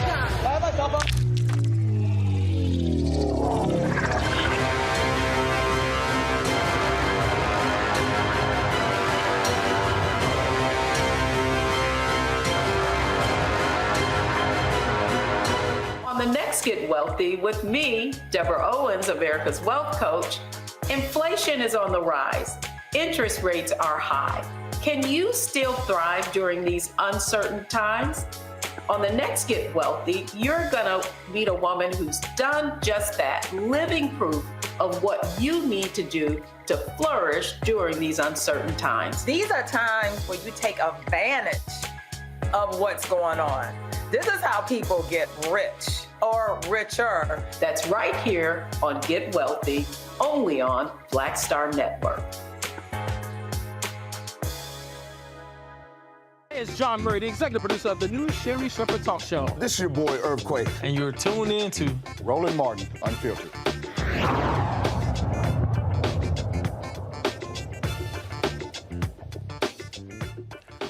All right, I'll start with you, Michael. In Florida, after they had loss after loss, they just got sick and tired of their leadership and threw them out. Nikki Fried is now the state party chair. Again, where I come from, if you got bludgeoned, heads got to roll. Yeah, Roland, I agree. But this whole conversation and probably the past 3 or 4 weeks, you've been doing a lot of focus on the Louisiana elections, and I've been on some of those shows where we have discussed it. But most recently, this conversation with Katie Bernhardt, Louisiana Democratic Chair, is a clear example of why, in my assessment, we have to have and continue to build a Black political infrastructure like organizations like Black Voters Matter that educate African Americans on history, economic law, and politics. And we cannot depend upon, even though the Democratic Party does have a responsibility, we cannot solely depend upon them to educate us. I don't have any faith in them educating us, largely white people educating African Americans to win a political game that white people created for them to win. We can use the Democratic Party as a tool to accomplish what we want, but we can't look at them as a savior. And I'm not saying anybody here on the panel is looking at them as a savior, but we cannot look at them as a savior. So we have to continue to finance various organizations like you have highlighted on this show. But this conversation right here is a perfect example of why we have to have our own political infrastructure. See, the thing here, as I listen to the answers there, this real simple, Matt. This real simple. If you do not have a successful Black strategy in Louisiana, you ain't winning nothing. Black people are the backbone of the Democratic Party in any state. And so what I didn't hear, now maybe y'all can correct me, I did not actually hear from Katie Bernhardt, we need to have a very deliberate and specific Black turnout plan if we are going to compete. This ain't hard. If Black folks turn out at those numbers, they guaranteed to lose. You're spot on, Roland, but I think the best person to really edify us on this is Gary Chambers Jr. I think you should get him on the line right now. We've had Gary on. We had him on this week. But I think he's the perfect person to talk about not only his experience there, but exactly what's happening on the ground in Louisiana. And I don't think you're wrong. I think first, heads will roll, and they should roll, because the leadership is the entity who's always accountable when things don't go right. But she did not say she had a Black agenda. And even more so than that, we know there have been accusations as recently as last year that the people wanted a candidate, and she worked actively against that. So, she sounded to me like a politician saying a lot of things that really didn't matter, didn't mean anything, and wasn't answering a lot of your questions. But I really think what would be the best for the people is to hear from a candidate and somebody who's in that party right now to add some insight on this and some contour on this, because we're speaking from the outside looking in, and he can tell us what's really happening on the ground. No, we speaking from what we can see, Suzette, and that is they got their asses mollywopped. And again, numbers don't lie. If you go back and examine the race, John Bel Edwards, conservative Democrat, yes, he got support in rural Louisiana, but he was able to win with a robust black turnout. If you are the Democratic Party chair in any state in America, maybe except Vermont, Rhode Island, Idaho, North Dakota, South Dakota, Wyoming, Maine, let me see, am I missing? Hell, you gotta have a black turnout plan in Iowa, and even though we make up about 4% there. The point there is, you are DOA as a Democrat without black people. And what I should have heard was not just this sort of general, we have an apparatus. No, what I should have been told on a show that targets black people, Katie Bernhardt should have said, after this election, I am convening a meeting of black leadership in order for us to go into the community to do listening sessions to find out where we are screwing this up and getting it wrong. That's what I should have heard. Your thoughts? Absolutely. Funny that you mentioned that. I was just a part of one of those here in Miami last week, where DNC chairman Jamie Harrison came down with the Biden campaign chairwoman Julia Chavez to listen to Black Miamians. And it was a diaspora group. About 50 of us sat there and they listened, and we talked about what is going on the ground and what it's going to take to be successful in 2024. And if you don't switch it up, you're not going to get black people to turn out. They won't vote for Republicans in Florida, but they will sit at home. So what I listened to just now, and again, I know the chair here in Florida, so I know it's a very difficult task to run the Democratic Party, especially on what she has described as a lack of fundraising. And my question to her would have been, what are you going to do if you don't have $10 million from John Bel Edwards next year during the presidential campaign? Because that doesn't seem like it is something that will be kind of recurring at this point. So what are their plans to get those small dollar donors? And I would suspect that what we vocalized to Jamie Harrison was that there are very few points that we can very specifically attribute to a Biden agenda that speaks to black people. And I know you spoke about it last night, where oftentimes we are part of the bigger tapestry as far as the agenda, such as the diabetes, drugs moving down to $35, et cetera, that affect all of us. But specifically, black people happen to be disproportionately affected by that. I do think there's a problem clearly with messaging, however, to their black voters, or black voters possibly feeling like their needs and agenda are being met. I was looking back at who actually ran for the Louisiana Democratic Party chair before this, and it was a colleague of mine, Edward Ted James, who in 2020 was running for their Democratic Party chair, and it was endorsed by John Bel Edwards, but backed out. I think there's this machine, if you will, that people, I'm an outsider, so I don't know, people have written about, people allude to, that's in Louisiana, that just doesn't seem to have the ear of the folks on the ground, but it's shooting them in the foot. And if they don't get their act together for 2024, we're going to risk losing a lot more. But hopefully people do not become discouraged. Hopefully some of those down ballot races will help black turnout come 2024. But I didn't really hear a plan for what happens in her a fundraising plan if you do not get $10 million from the former governor. And again, it doesn't seem like she will. So I think, the incubators of black leadership, as Michael M. Hopetep just pointed out, are either not being tapped into, not being cultivated, not being listened to.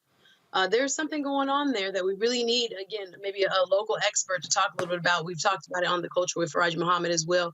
But there's a disconnect that needs to be addressed in a very seriously dire way for us to get things right in Louisiana. Here's the whole deal.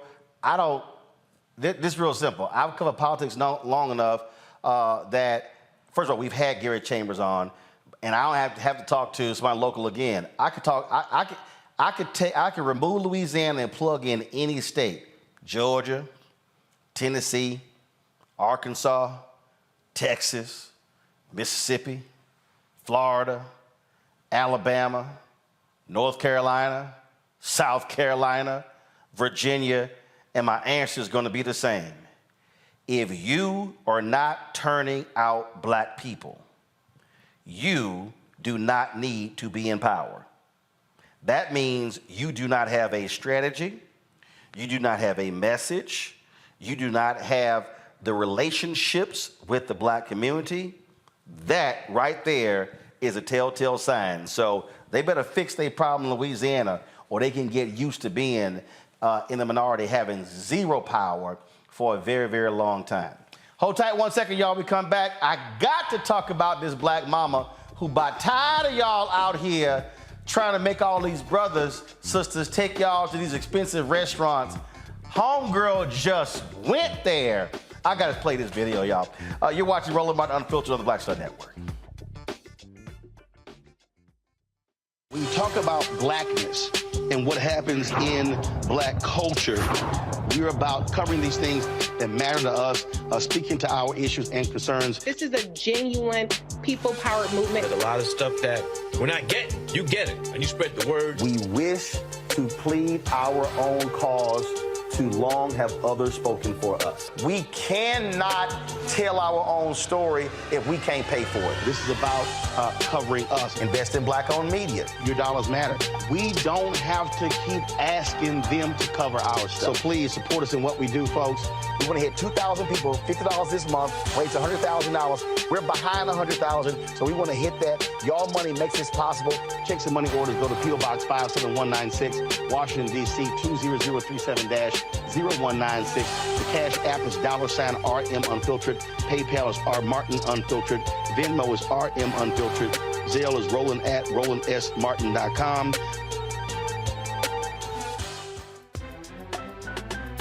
I'm Faraji Muhammad, live from LA. And this is The Culture. The Culture is a two-way conversation. You and me. We talk about the stories, politics, the good, the bad, and the downright ugly. So join our community every day at 3 p.m. Eastern and let your voice be heard. Hey, we're all in this together. So let's talk about it and see what kind of trouble we can get into. It's The Culture, weekdays at 3, only on the Black Star Network. I'm Dee Barnes, and this week on The Frequency, we talk about school-to-prison pipeline, book bans, and representing for women's rights. The group Moms Rising handles all of this. So join me in this conversation with my guest, Monifa Bandelli. This is white backlash. This is white fear that happens every time Black people in the United States help to walk the United States forward towards what is written on the paper. Right here on The Frequency on the Black Star Network. Carl Payne pretending to be Roland Martin. Holla! You ain't got to wear black and gold every damn place, okay? Ooh, I'm an alpha, yay. All right, you're 58 years old. It's over. And you are now watching Roland Martin Unfiltered. Uncut, unplugged, and undamn believable.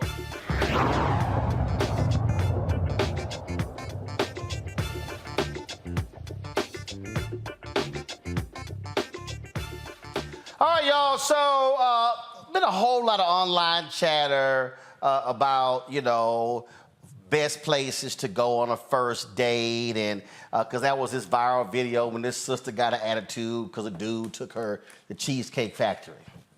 I don't see a damn problem with Cheesecake Factory, okay? And then all the people like, no, don't do no coffee dates, don't do this. First of all, let's just be clear. I think it's too many damn rules. Okay, if your ass ain't got nobody, you might want to get rid of all these damn rules, because maybe that's why your ass ain't got nobody.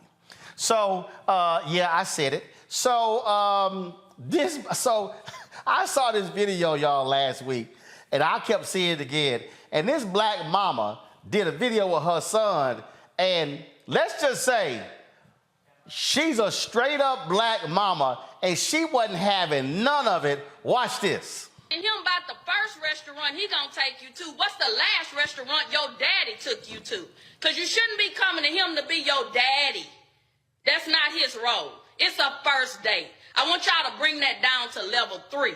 Y'all way on 10 with this foolishness and want to embarrass somebody. My second question is, have you ever been anywhere? Where do you take yourself? Let me see your checkbook registry. Let me log into your bank account and see what you feed yourself on on a regular basis? Where do you take yourself for lunch or dinner?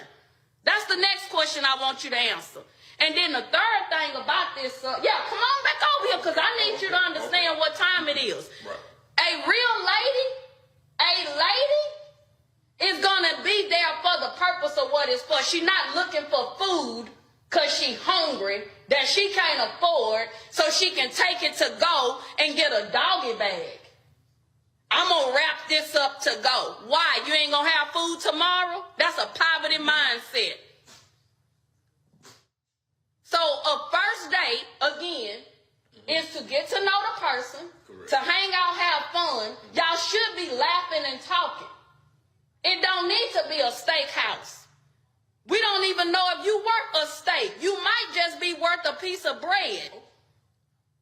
So ladies, young ladies, grow up. Get some maturity about yourself. Y'all buying titties, lashes, booties, and everything else. And you want somebody else to feed you. Save your money, stop buying your body, and put it to the side so you can have some food.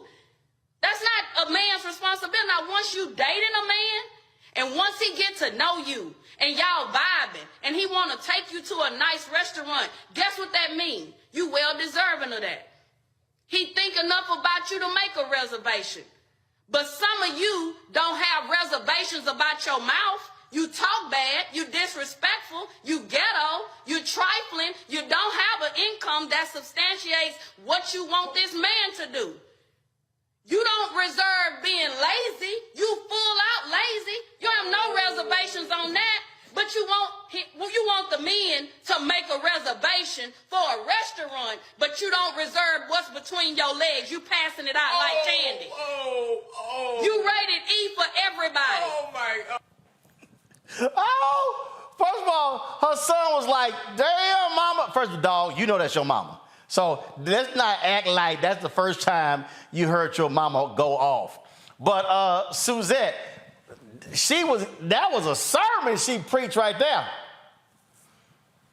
First of all, how old is the son? That is so embarrassing. If that's like a grown man, that's terrible. No, it's not. It's her right. No, it's not. Listen, black mom, let me be real clear. I don't care how old you might be. You got a black mama, she gonna remain a black mama. So your ass could be 24, 44, 54. Your mama gonna let you know exactly how she feel. Wow. Well, I do feel a little, I guess, torn. She wasn't wrong in a lot of what she said, but not every woman is like that. So maybe she needs to talk to her son about his standards and who he's choosing, because there are women who really value getting to know someone and wanting something more interpersonal, directly related to a connection, not just, because they're hungry, they are going out with men. Now, there are people that's running game. And she's right. I guess she could have been more specifically directing her comments to those folks, but all women are not the same. All Black women are not the same. So I guess seeing this as another viral opportunity to talk bad about us as if we're a monolith and that we're all gold diggers or food diggers, apparently. But I do think, it's an interesting conversation. We had it on The Culture. I was made fun of because I don't happen to like Golden Corral, right? So they were mad that I was like, I wouldn't want to be. What the hell is wrong with you? But I would go though. I wouldn't really enjoy it, but I would go. But I wouldn't. Girl, they got enough damn food. It's something at the Golden Corral your ass gonna like. You got 85,000 choices. Full of grease. Full of grease. Oh my goodness. First of all, everything ain't full of grease. Everything at Golden Corral is not full of grease. See, now your ass being bougie.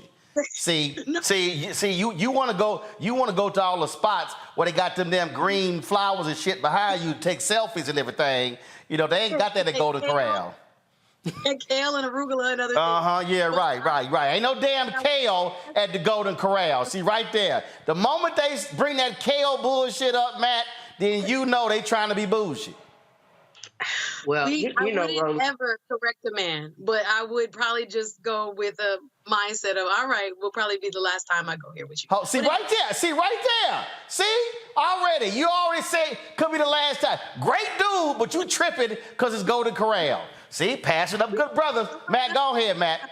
Well, all I was going to say, Roland, is I know you used to go on dates to Woolworths for 55 cents. No, actually, I didn't, because where I was from, there were no Woolworths.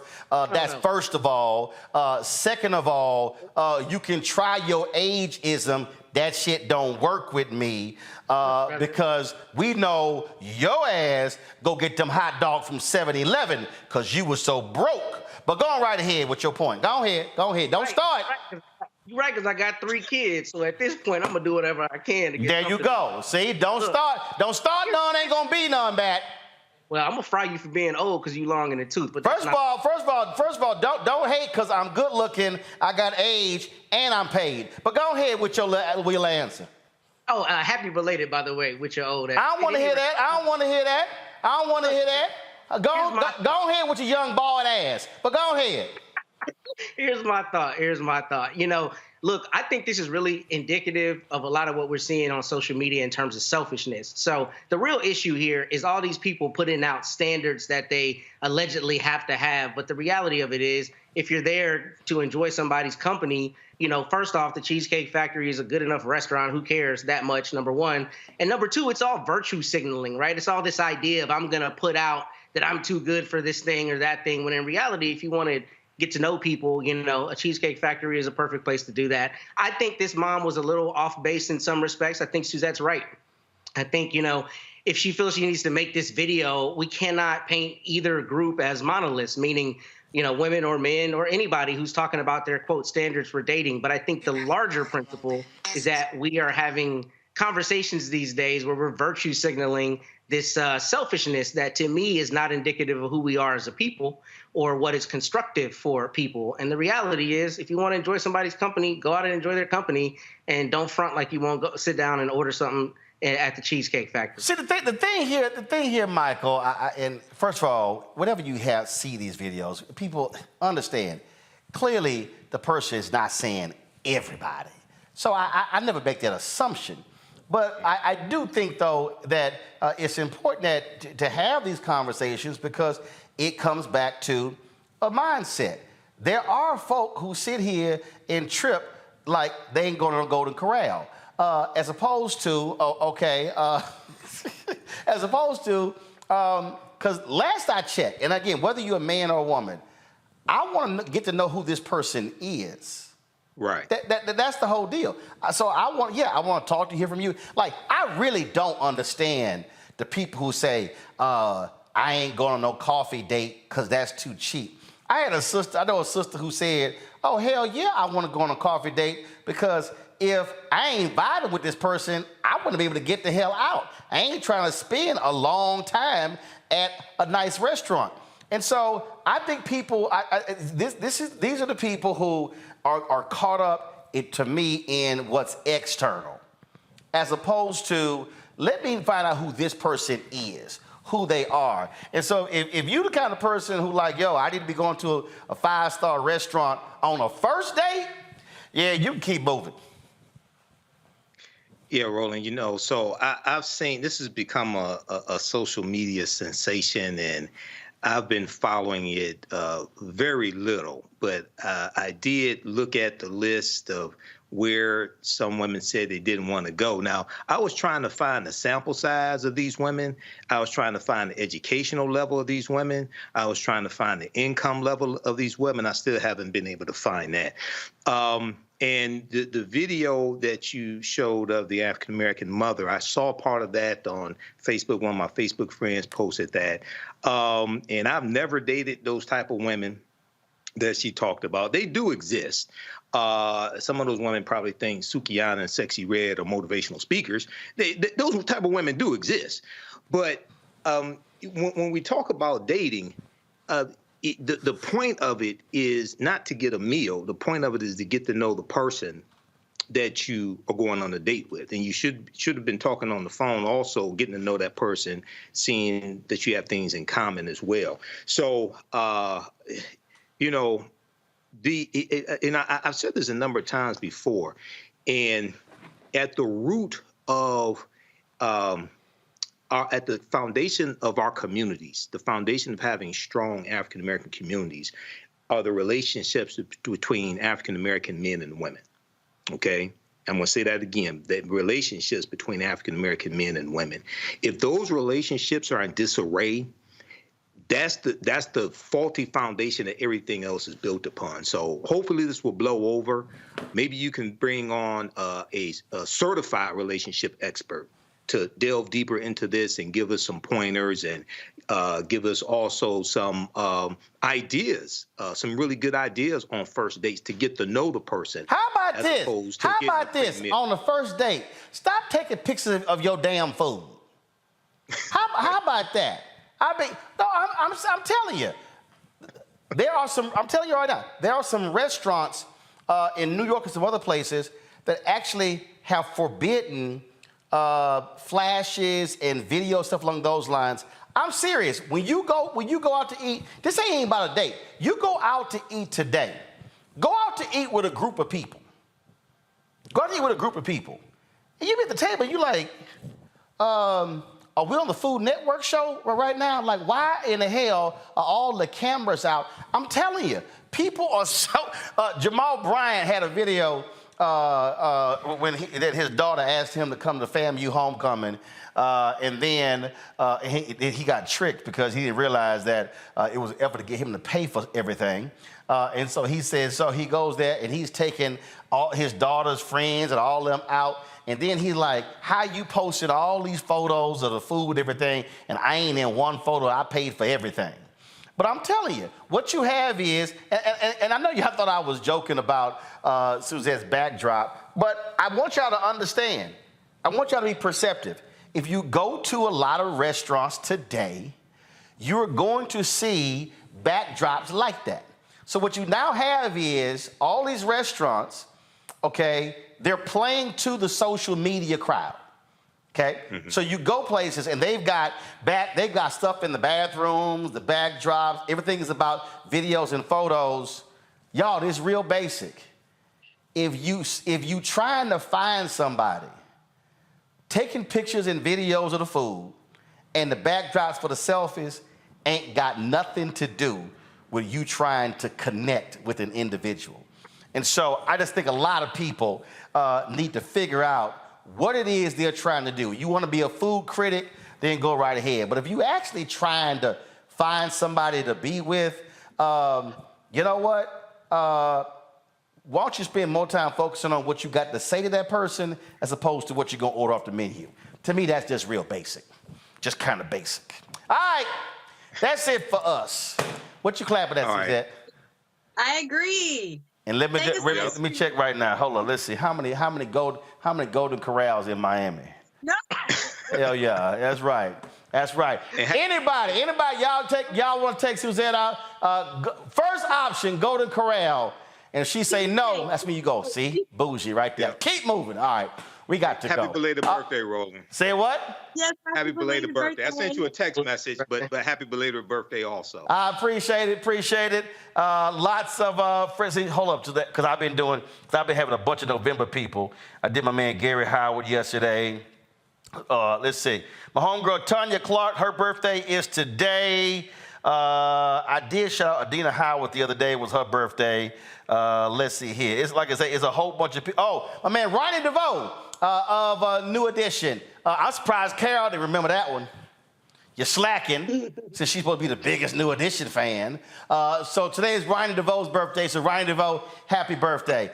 Listen up, y'all. This came in late tomorrow. Memphis, University of Memphis. I'm going to see y'all tomorrow for your 15th annual men's conference. And so I'm the luncheon speaker, so I look forward to seeing y'all tomorrow on the campus of the University of Memphis. And so I'll see y'all then. Folks, that's it. Don't forget, support us in what we do. Join our Bring the Funk fan club. Your support is critical to our work here. You can see your check and money order to P.O. Box 57196, Washington, D.C., 20037-0196. Cash App, $RM Unfiltered. PayPal, R Martin Unfiltered. Venmo is RM Unfiltered. Zelle, Roland at RolandSMartin.com. Roland at RolandMartinUnfiltered.com. And by the way, YouTube people, y'all been slow today. Hit the damn like button. We haven't even hit 1,000 likes yet, and so y'all need to hurry up. I'm sitting at 8:47. That makes no sense. Y'all been over here sitting here commenting all doggone day. So hurry up hit that like button so we can hit 1,000 before I get out of here.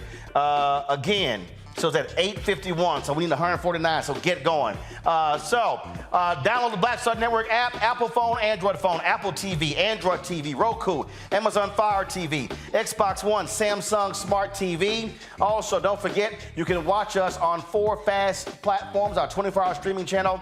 You can watch us on Amazon News. Go to Amazon Fire, go to Amazon News, tell Alexa play news from the Black Star Network. Also, Plex TV, check us out there. You can check us out on Amazon Freevee, also Amazon Prime Video. You go to the live TV grid. We're right there along with the other news channels as well. Lastly, please get a book, White Fear, How the Browning of America is Making White Folks Lose Their Minds. Available at bookstores nationwide. Folks, that's it. I'll see you guys on Monday. Have a fantastic weekend. Until then, holla!